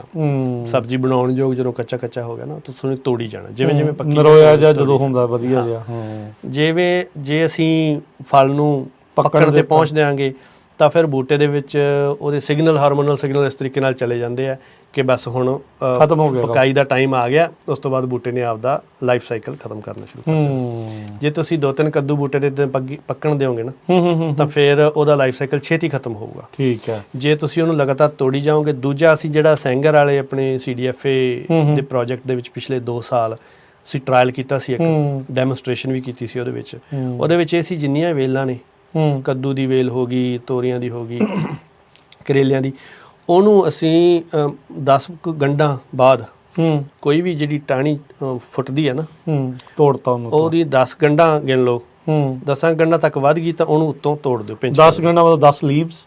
ਹਾਂ, ਉਹ ਹਰੇਕ ਗੰਢ ਬਣਦੀ ਹੈ, ਕੁਛ ਇੰਚ ਬਾਅਦ ਇੱਕ ਗੰਢ ਬਣਦੀ ਹੈ, ਉੱਥੋਂ ਲੀਫ ਹੁੰਦੇ ਆ, ਲੀਫ ਦਾ ਫਟਾਰਾ ਤਾਂ ਹੁੰਦਾ ਹੀ ਹੈ, ਉੱਥੋਂ ਕਈ ਵਾਰੀ ਸਾਈਡ ਸ਼ੂਟ ਵੀ ਬਣਦੀ ਹੈ। ਹਾਂਜੀ, ਇੱਕ ਬੱਡ ਹੁੰਦੀ ਹੈ ਲੈਟਰਲ, ਉਹਦੇ ਚੋਂ ਸਾਈਡ ਸ਼ੂਟ ਬਣਦੀ ਹੈ। ਸੋ ਐਂ 10 ਗੰਢਾਂ ਉੱਥੇ ਗਿਣ ਲੈਣੀਆਂ ਨੇ। 10 ਗੰਢਾਂ ਤੇ ਜਾ ਕੇ ਜਾਂ 12 ਗੰਢਾਂ ਤੇ ਜਾ ਕੇ ਤੁਸੀਂ ਉਹਨੂੰ ਕੱਟ ਦਿਓ ਜਾਂ ਪਿੰਚ ਕਰ ਦਿਓ। ਠੀਕ ਹੈ। ਤਾਂ ਉਹਦੇ ਨਾਲ ਇਹ ਹੈ ਕਿ ਜੇ ਤੁਸੀਂ ਨਹੀਂ ਪਿੰਚ ਕਰੋਗੇ ਤਾਂ ਫਿਰ ਉਹੀ ਚੀਜ਼ ਜਿਹੜੇ ਹਾਰਮੋਨਲ ਸਿਗਨਲ ਹੈ ਉਹਨੇ ਵਾਧਾ ਉੱਥੇ ਆਪਣੇ ਆਪ ਰੁਕ ਜਾਣਾ ਤੇ ਉਦੋਂ ਬਾਅਦ ਬੂਟੇ ਨੇ ਮੈਚਿਓਰਿਟੀ ਵੱਲ ਤੇ ਆਪਣੀ ਲਾਈਫ ਦੇ ਅੰਤਮ ਪੜਾਅ ਵੱਲ ਚੱਲਦੇ ਰਹਿਣਾ। ਜੇ ਤੁਸੀਂ ਉਹਨੂੰ ਪਿੰਚ ਕਰੀ ਜਾਓਗੇ ਤਾਂ ਉਹਨੇ ਸਾਈਡ ਵਾਲੀਆਂ ਸ਼ੂਟਸ ਵਧਾਈ ਜਾਣੀ ਹੈ। ਤਾਂ ਫਿਰ ਜਿਵੇਂ ਪਾਣੀ ਦਾ ਆਪਾਂ ਇਧਰੋਂ ਨੱਕਾ ਬੰਦ ਕਰਤਾ, ਸਾਈਡ ਤੇ ਖੋਲ ਤੇ ਨੱਕੇ ਤਾਂ ਪਾਣੀ ਉਧਰ ਨੂੰ ਵਗੀ ਜਾਣਾ। ਸੋ ਉਹ ਫਿਰ ਨਵੇਂ ਫੁੱਲ ਆਉਣਗੇ, ਨਵੀਂ ਗਰੋਥ ਆਊਗੀ, ਨਵਾਂ ਫਲ ਲੱਗੂਗਾ। ਠੀਕ ਹੈ। ਉਹਦੀ ਫਿਰ ਹੌਲੀ ਹੌਲੀ ਕਰਕੇ ਤੁਸੀਂ ਸਤੰਬਰ ਅਕਤੂਬਰ ਤੱਕ ਲਿਜਾ ਸਕਦੇ ਹੋ। ਜੀ, ਇੱਕ ਛੋਟੀ ਜਿਹੀ ਬ੍ਰੇਕ ਦਾ ਵਕਤ ਹੋ ਗਿਆ, ਬ੍ਰੇਕ ਲਵਾਂਗੇ ਤੇ ਉਸ ਤੋਂ ਬਾਅਦ ਦੇ ਵਿੱਚ ਪਿਸਤੇ ਦੀ ਜਿਹੜੀ ਕ੍ਰੌਪ ਆ ਉਸ ਨੂੰ ਲੈ ਕੇ ਕੀ ਕੁਛ ਕਰਨ ਵਾਲਾ ਆ, ਤੇ ਇਸ ਦੇ ਨਾਲ ਜੋ ਸਿਟਰਸ ਦੀ ਪਲਾਂਟਿੰਗ ਹੋਈ ਹੈ, ਚਾਹੇ ਨਿੰਬੂ ਆ ਤੇ ਚਾਹੇ ਸੰਤਰੇ ਨੇ, ਵੱਖ-ਵੱਖ ਤਰ੍ਹਾਂ ਦੀਆਂ, ਉਹਨਾਂ ਦੇ ਨਾਲ ਕੀ ਚੱਲ ਰਿਹਾ ਉਸ ਬਾਰੇ ਆਪਾਂ ਗੱਲ ਕਰਦੇ ਹਾਂ।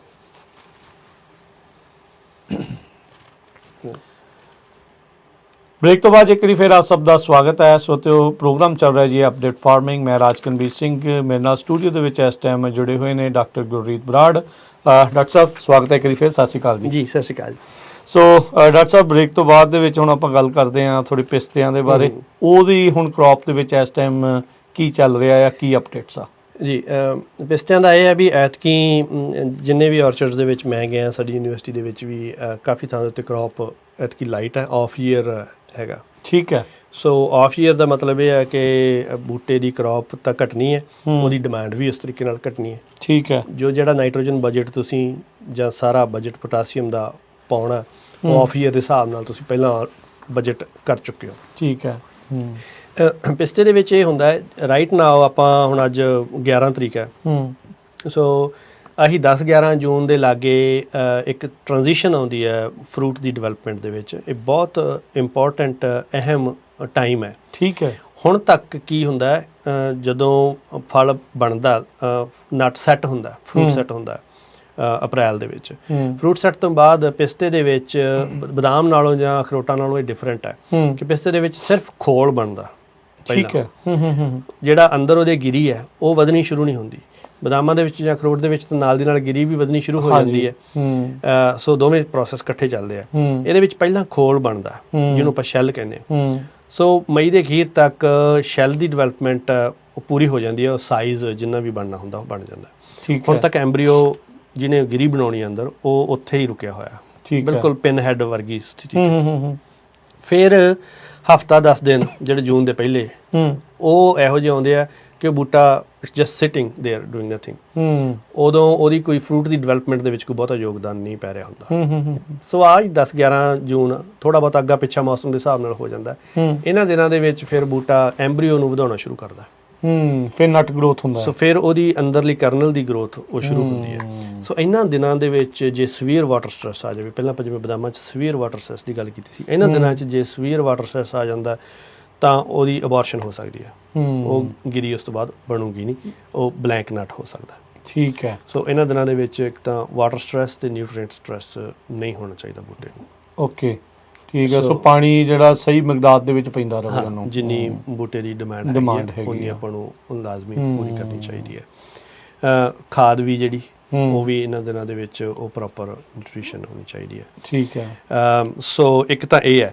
ਦੂਜੀ ਚੀਜ਼ ਇਹ ਹੈ ਕਿ ਐਤਕੀ ਸਪਰਿੰਗ ਦਾ ਸੀਜ਼ਨ ਪਿਸਤਿਆਂ ਦੇ ਵਾਸਤੇ ਵੀ ਕਾਫੀ ਨਮੀ ਵਾਲਾ ਰਿਹਾ ਹੈ। ਖਾਸ ਤੌਰ 'ਤੇ ਬਹੁਤੀਆਂ ਥਾਵਾਂ ਦੇ ਵਿੱਚ ਜਿਹੜਾ ਹਫਤਾ ਫੁੱਲ ਪਏ ਸੀਗੇ, ਬਲੂਮ ਦੇ ਟਾਈਮ ਦੇ ਉੱਤੇ ਵੀ ਮੀਂਹ ਪਿਆ। ਪਿਸਤਿਆਂ ਦੇ ਵਿੱਚ ਬਲੂਮ ਦੇ ਟਾਈਮ ਦੇ ਉੱਤੇ ਮੀਂਹ ਪੈਣਾ ਗਲਤ ਹੈ, ਕਿਉਂਕਿ ਉਹਦੀ ਵਿੰਡ ਦੇ ਨਾਲ ਪੋਲੀਨੇਸ਼ਨ ਹੁੰਦੀ ਹੈ, ਪੋਲੀਨੇਸ਼ਨ ਤੇ ਫਰਕ ਪੈਂਦਾ ਹੈ। ਤੇ ਦੋ ਬਿਮਾਰੀਆਂ ਨੇ ਜਿਹੜੀਆਂ ਉੱਲੀ ਦੀਆਂ, ਬੋਟਰਿਸਫੇਰੀਆ ਤੇ ਬੋਟਰਾਈਟਸ। ਠੀਕ ਹੈ। ਉਹ ਐਤਕੀ spring early on late winter ਤੋਂ ਲੈ ਕੇ ਸਲਾਬੀ ਰਹੀ ਹੈ। ਅਕਸਰ ਪਿਸਤਿਆਂ ਦੇ ਬਾਗਾਂ ਦੇ ਵਿੱਚ ਦੇਖਿਆ ਵੀ ਦੋ ਬਿਮਾਰੀਆਂ ਘਰ ਕਰ ਜਾਂਦੀਆਂ। ਬੋਟਰਾਈਟਸ ਜਾਂ ਬੋਟਰਿਸਫੇਰੀਆ ਜੇ ਇੱਕ ਵਾਰੀ ਬਾਗ ਦੇ ਵਿੱਚ ਆ ਜਾਣ, ਫਿਰ ਉਹਨਾਂ ਨੂੰ ਬਾਗ ਚੋਂ ਬਾਹਰ ਕੱਢਣਾ ਬਹੁਤ ਔਖਾ ਹੈ। ਮਤਲਬ ਹਰ ਸਾਲ ਹੀ ਫਿਰ ਹਰ ਸਾਲ ਹੀ ਉਹਦਾ ਅਨੋਕੂਲਮ ਜਿਹੜੀ ਫੰਗਸ ਹੈ ਉਹ ਉੱਥੇ ਹੀ ਬੂਟੇ ਦੇ ਵਿੱਚ ਜਮ੍ਹਾਂ ਹੋ ਜਾਂਦੀ ਹੈ। ਅਗਲੇ ਸਾਲ ਫਿਰ ਉਹ ਸਿਰ ਚੁੱਕ ਲੈਂਦੀ ਹੈ, ਜਿਵੇਂ ਜਿਵੇਂ ਤਾਪਮਾਨ ਵਧੀ ਜਾਂਦੇ ਆ। ਹੁਣ ਤਾਪਮਾਨ ਪਿਛਲੇ ਦਿਨਾਂ ਦੇ ਵਿੱਚ ਵਧੇ ਹੈ, ਤਾਂ ਫਿਰ ਉਹ ਫੰਗਸ ਦਿਖਣੀ ਸ਼ੁਰੂ ਹੋ ਗਈ। UC ਦੇ ਰਿਸਰਚਰਸ ਨੇ ਇਹਦੇ ਬਾਰੇ ਕਾਫੀ ਵਧੀਆ ਮਾਡਲਸ ਬਣਾਏ ਨੇ। ਡਾਕਟਰ ਥੇਮਸ ਮਿਸ਼ਰਾਈਡਸ ਨੇ ਸਾਡੇ ਇੱਥੇ ਪਾਰਲੀਅਰ ਦੇ ਵਿੱਚ, ਉਹਨਾਂ ਨੇ ਬਹੁਤ ਜ਼ਿਆਦਾ ਕੰਮ ਕੀਤਾ ਇਹਦੇ ਉੱਤੇ। ਠੀਕ ਹੈ। ਉਹਨਾਂ ਦੇ ਮਾਡਲਸ ਦੇ ਹਿਸਾਬ ਦੇ ਨਾਲ ਉਹਨਾਂ ਨੇ 2 ਸਪਰੇ ਪ੍ਰੋਗਰਾਮ ਦੱਸਿਆ। ਠੀਕ ਹੈ। ਇੱਕ ਤਾਂ ਸਪਰੇ ਅਰਲੀ ਔਨ ਹੋ ਜਾਂਦੀ ਹੈ, ਇੱਕ ਸਪਰੇ ਇਹਨਾਂ ਦਿਨਾਂ ਦੇ ਵਿੱਚ ਆਹ ਟਾਈਮ ਨੇ ਜਿਨ੍ਹਾਂ ਦੇ ਵਿੱਚ 2 ਸਪਰੇ ਪ੍ਰੋਗਰਾਮ ਫਿੱਟ ਪੈਂਦੀ ਹੈ। ਉਹ ਤੁਸੀਂ ਆਪਣੇ PCA ਦੇ ਨਾਲ ਉਹਦੀ ਟਾਈਮਿੰਗ ਤੇ ਉਹ ਸਾਰਾ ਪ੍ਰੋਡਕਟਸ ਵਗੈਰਾ ਉਹ ਸਾਰੇ ਕਰਕੇ। ਹਾਂਜੀ, ਇਹ ਉਹ ਬਿਮਾਰੀ ਤੋਂ ਬਚਣ ਦੇ ਲਈ ਹੋਈ ਹੈ। ਹਾਂ, ਜੇਕਰ ਤੁਹਾਡੇ ਬਾਗ ਦੇ ਵਿੱਚ ਬੋਟਰਿਸਫੇਰੀਆ ਤੁਹਾਨੂੰ ਨਜ਼ਰ ਆਈ ਹੈ, ਪਹਿਲਾਂ ਤੁਸੀਂ ਟੈਸਟ ਕੀਤੇ ਨੇ ਬਰਡਸ ਦੇ ਜਾਂ ਤੁਹਾਨੂੰ ਲੱਗਦਾ ਕਿ ਬੋਟਰਿਸਫੇਰੀਆ ਵੱਧ ਸਕਦੀ ਹੈ, ਤਾਂ ਇਹਨਾਂ ਦਿਨਾਂ ਦੇ ਵਿੱਚ ਤੁਸੀਂ ਅਗੇਨ ਜਿਹੜਾ ਉਹਦੀ ਟਾਈਮਿੰਗ ਹੈ, ਕਿਹੜਾ ਪ੍ਰੋਡਕਟ ਤੁਸੀਂ ਯੂਜ਼ ਕਰਨਾ, ਕਿਹੜੇ ਟਾਈਮ ਦੇ ਉੱਤੇ ਕਰਨਾ, ਉਹ ਸਾਰੀ ਸਪਰੇ ਦੀ ਡਿਟੇਲਸ ਆਪਣੇ PCA ਦੇ ਨਾਲ ਡਿਸਕਸ ਕਰ ਲਓ। ਪਰ ਇਹ ਗੱਲ ਆਪਾਂ ਨੂੰ ਪਤਾ ਹੋਣੀ ਚਾਹੀਦੀ ਕਿ 2 ਸਪਰੇ ਪ੍ਰੋਗਰਾਮ ਦੇ ਵਿੱਚ ਜਿਹੜੀ ਸਪਰੇ ਹੈਗੀ ਹੈ, ਇੱਕ ਸਪਰੇ ਉਹ ਇਹਨਾਂ ਦਿਨਾਂ ਦੇ ਵਿੱਚ ਰეკਮੈਂਡ ਕੀਤੀ ਗਈ ਹੈ। ਇਹ ਦੂਸਰੀ ਹੋਊਗੀ ਜੇ ਹੁਣ ਹੋਊਗੀ, ਇਹ ਦੂਸਰੀ ਹੋਊਗੀ, ਦੂਜੀ ਬਲੂਮ ਤੋਂ ਪਹਿਲਾਂ। 3 ਸਪਰੇ ਪ੍ਰੋਗਰਾਮ ਵੀ ਹੈਗਾ, ਜੇ ਜ਼ਿਆਦਾ ਸਵੀਅਰ ਹੈਗਾ ਤਾਂ ਫਿਰ ਉਹ 3 ਸਪਰੇ 1 ਜਿਹੜੀ ਆ ਉਹ ਅਰਲੀ ਇਨ ਦਾ ਸਪਰਿੰਗ ਹੋ ਜਾਂਦੀ ਹੈ। ਸੋ ਇਹ ਫੋਲੀਅਰ ਸਪਰੇ ਹੀ ਹੁੰਦੀ ਹੈ। ਇਹ ਫੋਲੀਅਰ ਸਪਰੇ ਹੁੰਦੀ ਹੈ। ਠੀਕ ਹੈ। ਸੋ ਅਕਸਰ ਇਹਨਾਂ ਸਪਰੇਜ਼ ਦੇ ਵਿੱਚ ਅਗਲੀ ਗੱਲ ਜਿਹੜੀ ਹੈ, ਪਿਸਤਿਆਂ ਦੇ ਵਿੱਚ ਮਾਈਕਰੋ ਨਿਊਟ੍ਰੀਐਂਟਸ ਦੀ ਸਪਰੇ ਉਹ ਵੀ ਜੂਨ ਦੇ ਵਿੱਚ ਆਪਾਂ ਰეკਮੈਂਡ ਕਰਦੇ ਹਾਂ। ਠੀਕ ਹੈ। ਮਾਈਕਰੋ ਖਾਸ ਤੌਰ ਉੱਤੇ ਜ਼ਿੰਕ, ਬੋਰਨ, ਕਾਪਰ। ਅਕਸਰ ਆਪਾਂ ਦੇਖਦੇ ਹਾਂ ਕਿ ਪਿਸਤਿਆਂ ਦੇ ਬਾਗ ਦੇ ਜਦੋਂ ਤੁਸੀਂ ਕੰਟਰੀ ਸਾਈਡ ਡਰਾਈਵ ਕਰਦੇ ਹੋ ਨਾ, ਤਾਂ ਅਕਸਰ ਉੱਪਰ ਇਹੋ ਜਿਹੀਆਂ ਛਟੀਆਂ ਲਗਰਾਂ ਦਿਸਦੀਆਂ ਨੇ ਜਿਨ੍ਹਾਂ ਦੇ ਉੱਤੇ ਬਲਾਈਂਡ ਵੁੱਡ ਹੁੰਦੀ ਹੈ, ਜਿਨ੍ਹਾਂ ਦੇ ਉੱਤੇ ਕੋਈ ਪੱਤੇ ਨਹੀਂ ਦਿਖਦੇ। ਪਿਸਤਿਆਂ ਦੇ ਵਿੱਚ ਆਪਾਂ ਨੂੰ ਅਕਸਰ ਇਹ ਦਿਸ ਜਾਣਗੇ। ਅੱਛਾ। ਸੋ ਇਹ ਜਿਹੀਆਂ ਚੀਜ਼ਾਂ ਜਾਂ ਫਲੈਗਿੰਗ ਹੋ ਜਾਂਦੀ ਹੈ। ਜਿਵੇਂ ਛਟੀ ਵਿਪ ਜਿਵੇਂ ਛਟੀ ਹੋ ਗਈ ਆਪਣੀ ਲੰਬੀ, ਤੇ ਬੂਟੇ ਦੇ ਜਿਹੜੇ ਪੱਤੇ ਆ ਉਹ ਸੁੱਕ ਜਾਂਦੇ ਆ, ਭੂਰੇ ਹੋ ਜਾਂਦੇ, ਪਰ ਉੱਪਰ ਹੀ ਲੱਗੇ ਰਹਿੰਦੇ ਜਿਵੇਂ ਝੰਡਾ ਟੰਗਿਆ ਹੁੰਦਾ ਆਪਾਂ ਇੱਕ ਡੰਡੇ ਨਾਲ। ਠੀਕ ਹੈ। ਸੋ ਉਹਨੂੰ ਆਪਾਂ ਫਲੈਗਿੰਗ ਸਿੰਪਟਮਸ ਕਹਿੰਦੇ ਆ। ਓਕੇ। ਜਾਂ ਤਾਂ ਤੁਹਾਨੂੰ ਦਿਖਣਗੇ ਹੀ ਨਹੀਂ, ਗਰੋਥ ਬਡਸ ਡਾਈਬੈਕ ਹੋ ਜਾਣਗੀਆਂ, ਤੇ ਉਹ ਸਿਰਫ ਤੇ ਸਿਰਫ ਛਟੀ ਵਾਂਗੂ ਦਿਸੂਗੀ, ਉਹ ਨੰਗੀ ਬਲਾਈਂਡ ਵੁੱਡ, ਤੇ ਜਾਂ ਫਿਰ ਉਹ ਪੱਤੇ ਸੁੱਕੇ ਬਰਾਊਨ ਹੋਏ ਹੋਏ ਉਹ ਉੱਤੇ ਹੀ ਲੱਗੇ ਰਹਿਣਗੇ। ਸੋ ਇਹ ਅਕਸਰ ਕਾਪਰ ਦੀ ਡੈਫੀਸ਼ੀਐਂਸੀ ਕਰਕੇ ਹੁੰਦਾ। ਠੀਕ ਆ। ਸੋ ਕਾਪਰ, ਜ਼ਿੰਕ, ਬੋਰੋਨ ਦੀ ਡੈਫੀਸ਼ੀਐਂਸੀ ਨੂੰ ਪੂਰਾ ਕਰਨ ਵਾਸਤੇ ਜਾਂ ਉਹਨਾਂ ਦੀ ਮਿਕਦਾਰ ਸਹੀ ਰੱਖਣ ਵਾਸਤੇ ਇਹਨਾਂ ਦਿਨਾਂ ਦੇ ਵਿੱਚ ਜੂਨ ਦੇ ਮਹੀਨੇ ਦੇ ਵਿੱਚ ਤਕਰੀਬਨ ਫੋਲੀਅਰ ਸਪਰੇ ਵੀ ਰეკਮੈਂਡ ਕੀਤੀ ਜਾਂਦੀ ਹੈ ਪਿਸਤਿਆਂ ਦੇ ਵਿੱਚ। ਠੀਕ ਹੈ। ਸੋ ਇੱਕ ਤਾਂ ਜਿਹੜਾ ਫੰਗਸ ਤੋਂ ਬਚਣ ਲਈ ਤੇ ਇੱਕ ਜਿਹੜੇ ਮਾਈਕਰੋ ਨਿਊਟ੍ਰੀਐਂਟਸ ਆ ਉਸ ਦੇ ਲਈ, ਤੇ ਇਹਦੀ ਵਾਟਰ ਮੈਨੇਜਮੈਂਟ ਦੇ ਲਈ ਰਾਈਟ ਨਾਓ ਕਿੱਦਾਂ ਆ? ਇਹ ਵੀ ਜਿੱਦਾਂ ਐਲਮੰਡਸ ਦੇ ਵਾਂਗੂ ਤੁਸੀਂ ਦੱਸਿਆ ਵੀ little bit of water deficit ਦੇ ਨਾਲ ਬੈਟਰ ਹੁੰਦੇ ਆ, ਜਾਂ ਇਹਨੂੰ ਜਿੰਨੀ ਮਾਤਰਾ ਚਾਹੀਦੀ ਉਨੀ ਇਹ ਦਿੱਤੀ ਜਾਵੇ? ਰਿਸਰਚ ਜਿਹੜੀ ਹੋਈ ਹੈ ਰੈਗੂਲੇਟਡ ਡੈਫੀਸ਼ੀਟ ਇਰੀਗੇਸ਼ਨ ਦੇ ਉੱਤੇ, ਉਹ ਪਿਸਟੈਸ਼ੀਓ ਦੇ ਵਿੱਚ ਵੀ ਟਾਈਮਿੰਗ ਹੈ, ਆਲਮੰਡਸ ਦੇ ਵਿੱਚ ਵੀ ਕਾਫੀ ਹੋਈ ਹੈ, ਪਰ ਉਹਦੀ ਟਾਈਮਿੰਗ ਹੈ ਡੈਫੀਸ਼ੀਟ ਇਰੀਗੇਸ਼ਨ ਦੇ ਵਿੱਚ ਸਭ ਤੋਂ ਵੱਡਾ ਮੁੱਦਾ ਟਾਈਮਿੰਗ ਦਾ ਹੀ ਹੈ ਕਿ ਟਾਈਮਿੰਗ ਕਦੋਂ ਲੱਭਣੀ ਹੈ, ਵੀ ਕਦੋਂ ਤੁਸੀਂ ਕਟੌਤੀ ਕਰਨੀ ਹੈ। ਜੇ ਅੱਗੇ ਪਿੱਛੇ ਕਟੌਤੀ ਕਰ ਲਈ ਤਾਂ ਉਹਦਾ ਫਾਇਦੇ ਨਾਲੋਂ ਨੁਕਸਾਨ ਜ਼ਿਆਦਾ ਹੋ ਸਕਦਾ ਹੈ। ਪਿਸਟੈਸ਼ੀਓ ਦੀ ਟਾਈਮਿੰਗ ਆਲਮੰਡਸ ਦੇ ਨਾਲੋਂ ਵੱਖਰੀ ਹੋਊਗੀ, ਥੋੜਾ ਲੇਟ ਜਾ ਕੇ, ਕਿਉਂਕਿ ਪਿਸਟੈਸ਼ੀਓ ਦੀ ਡਿਵੈਲਪਮੈਂਟ ਵੀ ਲੇਟ ਸ਼ੁਰੂ ਹੁੰਦੀ ਹੈ ਨਾ, 1.5 ਮਹੀਨਾ ਤਕਰੀਬਨ ਬਾਅਦ ਬਦਾਮਾਂ ਤੋਂ ਪਿਸਟੈਸ਼ੀਓ ਦੀ ਬਲੂਮ ਟਾਈਮ ਹੁੰਦਾ। ਸੋ ਇਹ ਪਿਸਟੈਸ਼ੀਓ ਵਾਸਤੇ ਕਾਫੀ ਅਰਲੀ ਹੈ। ਇਹਨਾਂ ਦਿਨਾਂ ਦੇ ਵਿੱਚ ਡੈਫੀਸ਼ੀਟ ਇਰੀਗੇਸ਼ਨ ਨਹੀਂ ਕਰਨੀ ਚਾਹੀਦੀ, ਵਾਟਰ ਸਟ੍ਰੈਸ ਨਹੀਂ ਹੋਣਾ ਚਾਹੀਦਾ। ਜਿਵੇਂ ਮੈਂ ਪਹਿਲਾਂ ਵੀ ਦੱਸਿਆ, ਐਂਬਰੀਓ ਦੀ ਵਧਣ ਦੀ ਸਟੇਜ ਹੈਗੀ ਹੈ। ਅੱਗੇ ਜਾ ਕੇ ਉਹਦੇ ਵਿੱਚ ਵਾਟਰ ਮੈਨੇਜਮੈਂਟ ਵਿੱਚ ਇੱਕ ਕੀ ਗੱਲ ਨੁਕਤਾ ਜਿਹੜਾ ਮੇਨ ਆਉਂਦਾ, ਖਾਸ ਤੌਰ 'ਤੇ ਅਲਟਰਨੇਰੀਆ ਇੱਕ ਬਿਮਾਰੀ ਹੈ। ਅਲਟਰਨੇਰੀਆ ਦੀ ਬਿਮਾਰੀ ਉਦੋਂ ਸਿਰ ਚੁੱਕਦੀ ਹੈ ਜਦੋਂ ਬੂਟੇ ਦੀ ਛਤਰੀ ਦੇ ਵਿੱਚ ਮੋਇਸਚਰ ਰਹਿੰਦਾ। ਠੀਕ ਹੈ। ਜ਼ਿਆਦਾ ਖਾਸ ਤੌਰ 'ਤੇ ਜੇ ਆਪਣੇ ਸਪ੍ਰਿੰਕਲਰ ਚੱਲੀ ਜਾਂਦੇ ਆ ਤਾਂ ਜੁਲਾਈ ਦੇ ਵਿੱਚ ਜਾ ਕੇ, ਅੱਧ ਜੁਲਾਈ ਤੋਂ ਬਾਅਦ ਬੂਟੇ ਦੀ ਛਤਰੀ ਦੇ ਵਿੱਚ ਕਈ ਵਾਰੀ ਸੰਘਣੀ ਛਤਰੀ ਆ, ਆਪਾਂ ਸਹੀ ਤਰੀਕੇ ਨਾਲ ਕਾਂਟ ਛਾਂਟ ਨਹੀਂ ਕਰਦੇ, ਸੰਘਣੀਆਂ ਛਤਰੀਆਂ ਨੇ, ਕਈ ਵਾਰੀ ਬੂਟੇ ਤੋਂ ਬੂਟੇ ਦਾ ਵਕਫਾ ਆਪਾਂ ਘੱਟ ਰੱਖਿਆ ਹੁੰਦਾ। ਤਾਂ ਸਾਰੀਆਂ ਚੀਜ਼ਾਂ, ਅੱਛਾ ਕਈ ਵਾਰੀ ਇਹ ਹੈ ਕਿ ਆਪਣੀ ਈਸਟ ਵੈਸਟ ਓਰੀਐਂਟੇਸ਼ਨ ਤੇ ਬੂਟੇ ਲੱਗੇ ਆ, ਆਪਣੀ ਹਵਾ ਉਹ ਨਾਰਥ ਸਾਊਥ ਵਗਦੀ ਹੈ। ਹਾਂਜੀ। ਸੋ ਉਹ ਵੈਂਟੀਲੇਸ਼ਨ ਨਹੀਂ ਹੁੰਦੀ, ਜਿਵੇਂ ਘਰਾਂ ਦੇ ਵਿੱਚ ਵੀ ਆਪਾਂ ਕਮਰੇ 'ਚ ਦੇਖਦੇ ਨਾ, ਹਵਾ ਲੰਘਦੀ ਰਹਿਣੀ ਚਾਹੀਦੀ, ਨਹੀਂ ਤਾਂ ਉਹ ਫੰਗਸ ਆ ਜਾਂਦੀ ਹੈ। ਬੂਟੇ ਦੀ ਛਤਰੀ ਦੇ ਵਿੱਚ ਵੀ ਇਹੀ ਚੀਜ਼ ਹੈ। ਇਹੋ ਜਿਹੇ ਕਈ ਫੈਕਟਰ ਰਲ ਕੇ ਅਲਟਰਨੇਰੀਆ ਬਿਮਾਰੀ ਲੇਟਰ ਸੀਜ਼ਨ ਦੇ ਵਿੱਚ, ਲੇਟ ਜੁਲਾਈ ਤੇ ਅਗਸਤ ਦੇ ਵਿੱਚ ਅਲਟਰਨੇਰੀਆ ਦੀ ਬਿਮਾਰੀ ਅਕਸਰ ਪ੍ਰੋਬਲਮ ਦਿੰਦੀ ਹੈ ਪਿਸਤਿਆਂ ਦੇ ਵਿੱਚ। ਸੋ ਉਦੋਂ ਯੂਨੀਵਰਸਿਟੀ ਦੀ ਰਿਸਰਚ ਇਹ ਰეკਮੈਂਡ ਕਰਦੀ ਹੈ ਕਿ ਅਗਸਤ ਦੇ ਪਹਿਲੇ ਦਿਨ 10 ਦਿਨ, ਪਹਿਲੀ ਤੋਂ 10 ਅਗਸਤ ਰਫਲੀ ਕਹਿ ਲਓ, ਉਦੋਂ ਪਾਣੀ ਦੇ ਵਿੱਚ ਥੋੜ੍ਹੀ ਜਿਹੀ ਕਟੌਤੀ ਕੀਤੀ ਜਾ ਸਕਦੀ ਹੈ ਤਾਂ ਕਿ ਬੂਟੇ ਦੀ ਛਤਰੀ ਦੇ ਵਿੱਚ ਇੰਨੀ ਜ਼ਿਆਦਾ ਨਮੀ ਨਾ ਰਵੇ। ਸੋ ਉਦੋਂ ਜਾ ਕੇ ਪਿਸਟੈਸ਼ੀਓ ਦੇ ਵਿੱਚ ਕਟੌਤੀ ਦਾ ਟਾਈਮ ਆਉਂਦਾ। ਜੀ ਬਿਲਕੁਲ। ਤੇ ਹੁਣ ਤਾਂ ਜਿੱਦਾਂ ਆਪਾਂ ਨੂੰ ਪਤਾ ਵੀ ਗਰਮੀ ਵਧਣ ਲੱਗ ਗਈ ਆ, ਫਿਰ ਵੀ ਥੋੜ੍ਹੀ ਬਹੁਤੀ ਬੂਟੀ ਵੀਡ ਫਿਰ ਵੀ ਹੋਈ ਜਾਂਦੇ, ਨਦੀਨ ਫਿਰ ਵੀ ਹੋਈ ਜਾਂਦੇ ਆ, ਉਹਦੀ ਸਪਰੇਅ ਹੁਣ ਡਨ ਹੋ ਚੁੱਕੀ ਆ, ਉਹ ਖਤਮ ਆ ਕੰਮ, ਜਾਂ ਉਹਦੇ ਲਈ ਹੁਣ ਕੀ ਕਰਨਾ ਚਾਹੀਦਾ ਹੈ? ਜਿਹੜੀ ਵੈਸੇ ਪ੍ਰੀ ਇਮਰਜੈਂਟ ਵੀਡ ਸਪਰੇਅ ਜਿਹੜੀ ਹਰਬੀਸਾਈਡ ਦੀ ਐਪਲੀਕੇਸ਼ਨ ਜਿਹੜੀ ਸੀਜ਼ਨ ਉਹਨਾਂ ਦਾ ਚੰਗਾ ਕੰਟਰੋਲ ਆਪਣਾ 90 ਦਿਨ 120 ਦਿਨ ਤੱਕ ਆਪਣਾ ਚੰਗਾ ਕੰਟਰੋਲ ਰਹਿ ਜਾਂਦਾ। ਮਿਡਲਸ ਦੇ ਵਿੱਚ ਫਿਰ ਉਸ ਤੋਂ ਬਾਅਦ ਕਿਉਂਕਿ ਆਪਣੇ ਪਾਣੀ ਨਹੀਂ ਲੱਗਦਾ ਅਕਸਰ, ਜੇ ਤੁਹਾਡਾ ਫਰੋ ਇਰੀਗੇਸ਼ਨ ਹੈ ਜਾਂ ਫਲੱਡ ਇਰੀਗੇਸ਼ਨ ਹੈ ਤਾਂ ਵੱਖਰੀ ਗੱਲ ਹੈ, ਪਰ ਫੈਨ ਜੈਟ ਜਾਂ ਡ੍ਰਿਪ ਇਰੀਗੇਸ਼ਨ ਸਿਸਟਮ ਦੇ ਵਿੱਚ ਮਿਡਲਸ ਦੇ ਵਿੱਚ ਮਿਡਲਸ ਬੇਅਰ ਗਰਾਊਂਡ ਰਹਿੰਦੀ ਹੈ। ਸੋ ਹੁਣ ਟਾਈਮ ਹਾਰਵੈਸਟ ਦੇ ਲਈ ਮਿਡਲਸ ਪ੍ਰੈਪ, ਮਿਡਲਸ ਦੇ ਵਿੱਚ ਆਲਰੇਡੀ ਜਿਹੜੀ ਬਦਾਮਾਂ ਦੇ ਮਿਡਲ ਪ੍ਰੈਪ ਹੈਗੀ, ਗਰਾਊਂਡ ਪ੍ਰੈਪ, ਉਹ ਪ੍ਰੋਪਰ ਜਿਹੜੀ ਆ ਆਪਣੇ ਫਾਰਮਰ ਕਰਦੇ ਆ। ਉਹਦੇ ਵਿੱਚ ਇੱਕੋ ਹੀ ਚੀਜ਼ ਦਾ ਖਿਆਲ ਰੱਖਣਾ ਕਿ ਤੁਸੀਂ ਕੀੜੀਆਂ ਦੇ ਲਈ ਖੈਰ ਹੁਣ ਟਾਈਮ ਲੇਟ ਹੁੰਦਾ ਜਾਂਦਾ ਕੀੜੀਆਂ ਦੀ ਰੋਕਥਾਮ ਵਾਸਤੇ। ਇਹ ਮਾਰਚ ਨਹੀਂ, ਅਪ੍ਰੈਲ ਮਈ ਤੱਕ ਤੁਸੀਂ ਕੀੜੀਆਂ ਦੇ ਭੌਣ ਗਿਣ ਕੇ ਕਿ ਕਿੰਨੇ ਕੁ ਭੌਣ ਤੁਹਾਨੂੰ ਦਿਸਦੇ ਆ, ਫਿਰ ਉਹਦੇ ਹਿਸਾਬ ਨਾਲ ਇੱਕ ਥ੍ਰੈਸ਼ਹੋਲਡ ਹੈਗੀ ਹੈ ਵੀ ਜੇ ਇੰਨੇ ਭੌਣ ਦਿਖਦੇ ਨੇ ਇੰਨੇ ਰਕਬੇ ਦੇ ਵਿੱਚ, ਤਾਂ ਫਿਰ ਤੁਸੀਂ ਉਹਦੀ ਬੇਟ ਪਾਓ ਕੀੜੀਆਂ ਦੀ। ਕਿਉਂਕਿ ਜੇ ਕੀੜੀਆਂ ਦੀ ਰੋਕਥਾਮ ਇਹਨਾਂ ਦਿਨਾਂ ਦੇ ਵਿੱਚ ਨਹੀਂ ਹੁੰਦੀ ਤਾਂ ਫਿਰ ਤੁਹਾਡੀ ਕ੍ਰੌਪ ਨੂੰ ਕੀੜੀਆਂ ਡੈਮੇਜ ਕਰ ਸਕਦੀਆਂ ਨੇ ਜਦੋਂ ਆਪਾਂ ਸਿੱਟ ਕੇ ਇਕੱਠੇ ਕਰਨੀ ਆ। ਹਾਂ, ਉਹ ਫਿਰ ਉਹਦੇ ਨਾਲ ਇਹ ਹੁੰਦਾ ਕਿ ਇਹ ਨਹੀਂ ਨਾ ਪਤਾ ਕਿ ਤੁਹਾਨੂੰ ਮੌਸਮ ਦੇ ਹਿਸਾਬ ਨਾਲ ਕੋਈ 4 ਦਿਨ ਵੱਧ ਕ੍ਰੌਪ ਉੱਥੇ ਰੱਖਣੀ ਪਵੇ, ਤੇ ਜਿੰਨੇ ਦਿਨ ਵਧੀ ਜਾਣਗੇ ਤੇ ਕੀੜੀਆਂ ਦੇ ਭੌਣਾਂ ਦੀ ਗਿਣਤੀ ਪਹਿਲਾਂ ਹੀ ਵੱਧ ਹੈ ਤਾਂ ਉਹਦੇ ਹਿਸਾਬ ਨਾਲ ਫਿਰ ਮਲਟੀਪਲਾਈ ਬਹੁਤ ਛੇਤੀ ਹੁੰਦੀ ਆ ਉਹ ਡੈਮੇਜ। ਤਾਂ ਉਦੋਂ ਫਿਰ ਕੋਈ ਰੋਕਥਾਮ ਵੀ ਨਹੀਂ, ਕਿਉਂਕਿ ਤੁਸੀਂ ਫਸਲ ਚੁੱਕਣੀ ਹੁੰਦੀ ਹੈ, ਉਦੋਂ ਤੁਸੀਂ ਕੋਈ ਦਵਾਈ ਵੀ ਇਸ ਤਰ੍ਹਾਂ ਦੀ ਪਾ ਨਹੀਂ ਸਕਦੇ। ਸੋ ਉਹਦੇ ਲਈ ਆਹ ਟਾਈਮ ਹੈ ਪਿਛਲੇ ਮਹੀਨੇ ਅਪ੍ਰੈਲ ਤੋਂ ਤੁਸੀਂ ਸ਼ੁਰੂ ਕਰਕੇ ਮੋਨੀਟਰਿੰਗ। ਅੱਛਾ, ਮੋਨੀਟਰਿੰਗ ਦੀ ਗੱਲ ਜਿਹੜੀ ਚੱਲੀ ਹੈ, ਮੇਰੇ ਖਿਆਲ ਨਾਲ ਆਪਾਂ ਪ੍ਰੋਗਰਾਮ ਦੇ ਆਖਰੀ ਹਿੱਸੇ ਦੇ ਵਿੱਚ ਹੀ ਹੋਵਾਂਗੇ। ਹਾਂਜੀ, ਮੋਨੀਟਰਿੰਗ ਬਹੁਤ ਜ਼ਰੂਰੀ ਹੈ ਸਾਰੀਆਂ ਚੀਜ਼ਾਂ ਦੇ ਵਿੱਚ।